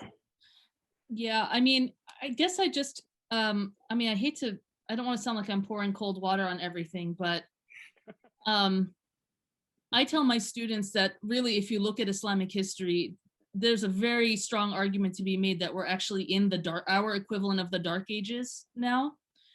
The most amount of refugees in the world are Muslim. I say this out of care. Yeah. The most amount of refugees in the world are Muslims. Muslims are falling behind in every conceivable measure of freedom and democracy and dignity in human society. And one thing I really fail to understand, really, and I don't mean to sound kind of reactionary here, but it bothers me that Muslim majority societies that from the middle of the 20th century onward really have been, I mean, we can talk about details. They have been taken over by Islamist trends, by Salafi trends, by Wahhabi trends that have really destroyed those societies to the point where there is no debate and some of the best and brightest minds have to leave. And then some people leave and they come to the West and they want to reproduce these same problems that destroyed those societies that they came from. Enough is enough, really. I mean, there has to be, I mean, I disagree with Dr. Khan in the sense that you should be going in the pulpits and preaching something different. You should be realistic about what is there is no excuse for killing someone in the 21st century for blasphemy. And figure out a way to communicate that to your millions of followers without any equivocation. And there's so many other issues like that, because how much worse do you want it to get? We have the rise of ISIS, we have sex slaves, we have Christians leaving the region in mass droves, we have I mean, I just could go on, and there's almost no exception in the Muslim majority world. So when does this become an emergency situation that we need to think outside the box about? So I just, yeah. Thank you So so as much, Dr. Sarah. Sarah decries the rise of religious fundamentalism, and believe it or not, shockingly, I agree with the sentiment of that as well. I decry the rise of authoritarian regimes across the Muslim world that are propped up by our own country that we live in. To me, that is the far bigger problem, and that is the cause of religious fanaticism. No, they the would not reason exist why without the people religious choose fanaticism. religious I'm fanaticism, sorry. the reason why people go and turn to these bizarre understandings of Islam is not because of the text, it's not because of the Quran, it's not because of our tradition, it is because of socio-political factors, the majority of which emanate from the very lands we happen to live in. So Dr. even Qazi, as I decry religious fundamentalism, my ultimate anger is at the socio-political causes that brought about that level of fundamentalism. and as it should be, Dr. Qazi, as it should be, the socio-political context within which refugees arise has a lot to do with Western interventions and illegitimate Western intervention. In fact, any kind of intervention is Precisely the point. by definition. However, I do want to touch upon that question of the role of American Muslim scholars. And you said that this is for Muslim majority countries, that over here you cannot, dictate as an American Muslim scholar what should happen or shape the discourse that's happening in Pakistan or in Egypt or whatever. However, as Dr. Khan said, you do sort of live within a context here where it is far safer for you to be having those conversations. As an American Muslim jurist, what is your responsibility when it comes to these questions of blasphemy? When it comes to, so rather than just saying, well, that's, Pakistan's issue and their trajectory and Egypt's issue and their trajectory, what is you're a jurist. You're not one to sort of shape political, events in Pakistan, but you can talk about and you can create a narrative around what the discourse around blasphemy should be. And so what have you done in that regard, not just in the Muslim minority context, but just as jurisprudence in general? So I think, was it 3-4 months ago, last year, like in November of last year, there was a famous case of a Christian in Pakistan, not Asiya Bibi. Something happened last year. I forgot the name of it. And somebody was killed or something like that. I gave a very detailed lecture about that, which again, it went viral on that. And I was very clear in my remarks, very similar to what I'm saying here, where I categorize the historical reality versus the modern misunderstandings and misapplications. And I actually said that, I say this as a Pakistani American, that it is painful for me to see how these laws have been misunderstood in our modern times. But I am very, very cautious about trying, as I said, wittingly or unwittingly, to be perceived as a hegemonic tool. That's really the problem. If America hadn't done what it had done, I would be more free to speak my mind. What I'm worried about, which I think I with my utmost love and respect, I feel I have a pulse on the mainstream people that look up to me. For an American cleric to say something against the Pakistani clerics, it might actually hamper the efforts of the Pakistani clerics. It might actually be counterproductive. So it's better for me to not push that severely and let reform come from within. Now, by the way, I am in touch with people who look up to me, who respect and admire me on WhatsApp and private messages, the clerics that are forward thinking, understand English, and with them I dialogue, but I expect them to lead the change from within their communities. And that's going to be more conducive and useful. For me to say this automatically, there's a dismissive, and again, I hope everybody on this call is aware of the RAND report, which every practicing Muslim in the world is aware of, right? The RAND report that came out post 9/11, one of the dumbest moves of RAND ever, because what it did was it shut down actual reform from within the tradition. Even myself, when I try to do something, automatically my critics say, oh, he's a RAND sellout, right? That's what the American government's supporting. Because what it's done is create a climate of hostility, a climate of suspicion, which again, you can't really blame them. Honestly, put yourself in their shoes. In light of all that we've done, do you really blame them? So it's so easy for people to say, why don't you do more? I'm actually, in my humble opinion, my hesitation to do more is actually rooted in wanting to help in that silence, right? To not do much so that they can do from within. That's my own philosophy of how I'm doing this. Right, but in Pakistan, as we all know, anybody who tries to talk about reform or anything either gets gunned down or is expelled or is exiled. So, and you, I'm sure, have many Pakistani followers who you could absolutely influence, even though they're not there. But I am very mindful of... Mehlaka, can I quickly add something very briefly? Yes. This is, I think, the book I need that to also you're talking respond. about. I need to Yes, respond to Sarah. the point. Yes, sir. Yasser, is this the book you're talking about? So this is the RAND Corporation report. Yeah, that's one exactly. That's definitely one of them. Yeah, there's more than that, but yeah, that's one of them. Yeah, so basically, it was a post 9/11 book which says, and one of the beneficiaries of this have been. So, for example, I have no hesitation in saying that one of the biggest beneficiaries has been Sheikh Hamza and his group, who got heavily funded by, the British government implemented these policies and funded a lot of Sufi movements in Britain, and a lot of Sufi-leaning scholars from the US frequently travel. Even I think Bin Bayah would have benefited from these policies.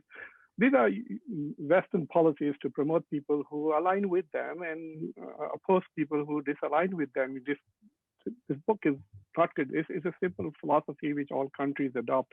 Even today, Erdogan will promote those Muslim scholars in the US who are sympathetic to him, and he will ignore those who are not.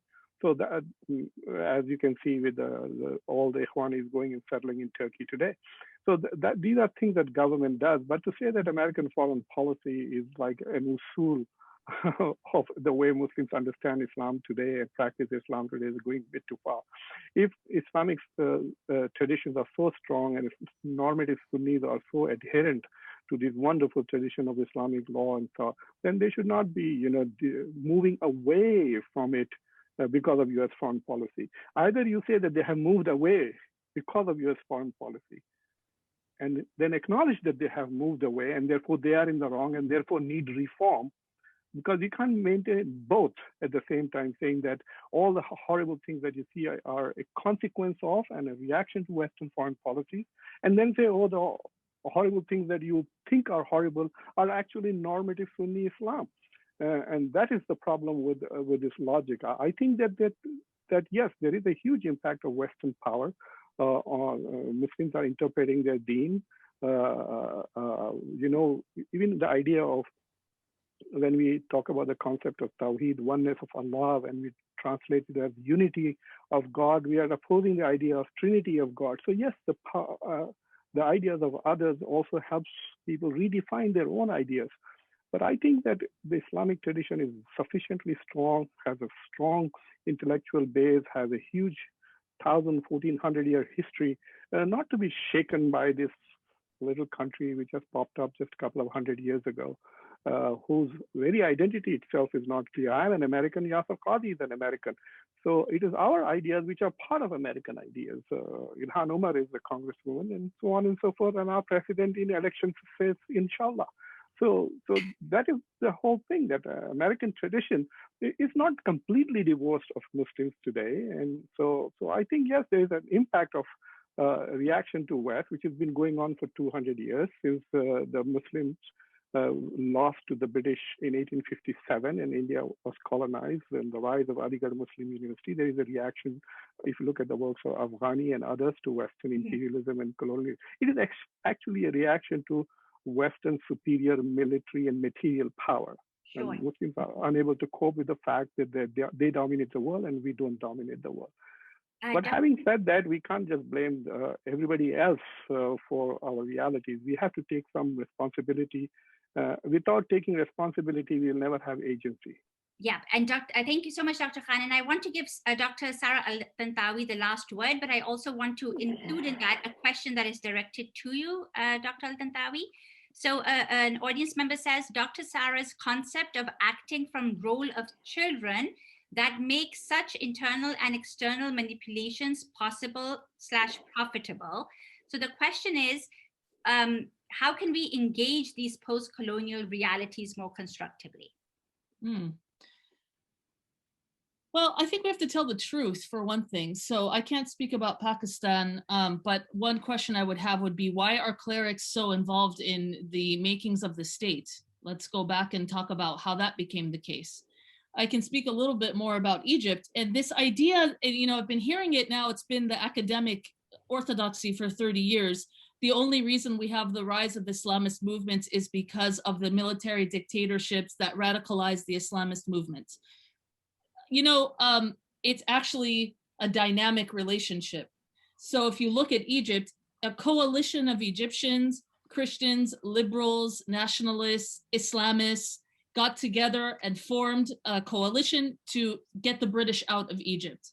And then they had it's a longer story, but the republic was founded as a secular republic, a secular Arab republic at the time, so that all people could enjoy basic rights. Now, that's of course didn't happen, but here's the problem, is that Islamist groups, and sometimes they don't admit this, but Islamist groups, most of them ultimately want to take over the state, ultimately believe that they are not fulfilling their role and they're not fulfilling the Sharia unless they take over the state, unless it is ruled by an Islamic state. And I would imagine that this is what's happening in Pakistan at the bottom of some of these movements. So in the case of Egypt, it's not so much that it was just a horrible dictatorship that just went and attacked Islamists all the time. Islamists wanted to take over the state, right? So this is what happened again and again and again. And then what happens is that the military state isn't perhaps the most intelligent. They go and shoot them down and oppress them and put them in jail. They come out stronger. They try to take over the state again. Then it's the same story over and over and over. So one thing we have to get on the table is whether we accept the concept of a secular state. Do you accept the concept that there should be a state that is, you don't have to call it secular, you can call it whatever you want, it can be an amalgam that is created by those people themselves, but do you accept a state that is not run by the Sharia? Because I can tell you, in the places I study, Nigeria and Egypt, most people do not want Sharia. And it's not because they are not Muslim, it's not because they're not God-fearing, it's because they live in pluralist societies, and they live in pluralist societies. They don't think it would be fair to the Christians, to the animists, to the non-Muslims, etc. They also, in addition, do not trust the clerics. Look what happened in Iran. Okay, talk to the Iranian refugee community in diaspora here in the United States and get their opinion of how Islamic they think that the state is in Iran. This is reality. This is reality. And sometimes what we talk about in academia is not reality. The reality is these are very, very, very oppressive movements, these Sharia states, and there's no exception that I can think of. And so that's what people are reacting against. So the problem is, it's not just these innocent internal conversations. I mean, they're very influential on the Muslim masses, but this is a power game. You want a lot of people so that you can have a lot of power. The way to have a lot of people is to keep things simple, to not reform, to not uplift the Muslim world into a situation that would be better for the people, right? That you have to understand that there's power behind these games, and some of these people doing this actually want to take over these states. That's reality. I mean, in every case, they just don't admit it a lot of the time, but it's the truth. Thank you, Dr. Al-Bantawi. I am very mindful of the time. We are way past our closing time, but I think that is because of the amazing and incredible wisdom of our three speakers, who very dynamic, who've contributed so much to the conversation. So I'd like to just thank them all, each one of them, for their very varying perspectives. We had promised an interesting, provocative conversation, and I hope that people were able to benefit from it. So again, Dr. Yasir Qazi, Dr. Muqtada Khan, Dr. Sarah Al-Bantawi, thank you so much for your varying perspectives. I learned a lot, and I hope everybody else did as well. We will have a recording of this available in a few days. And so if you'd like to receive a recording of this conversation, please go on the Critical Connections website, criticalconnections.org, and sign up to our mailing list so that we can send you the recording once we have completed it. So again, thank you everybody for being here, and hopefully you will sign up for our future events as well, and please stay connected.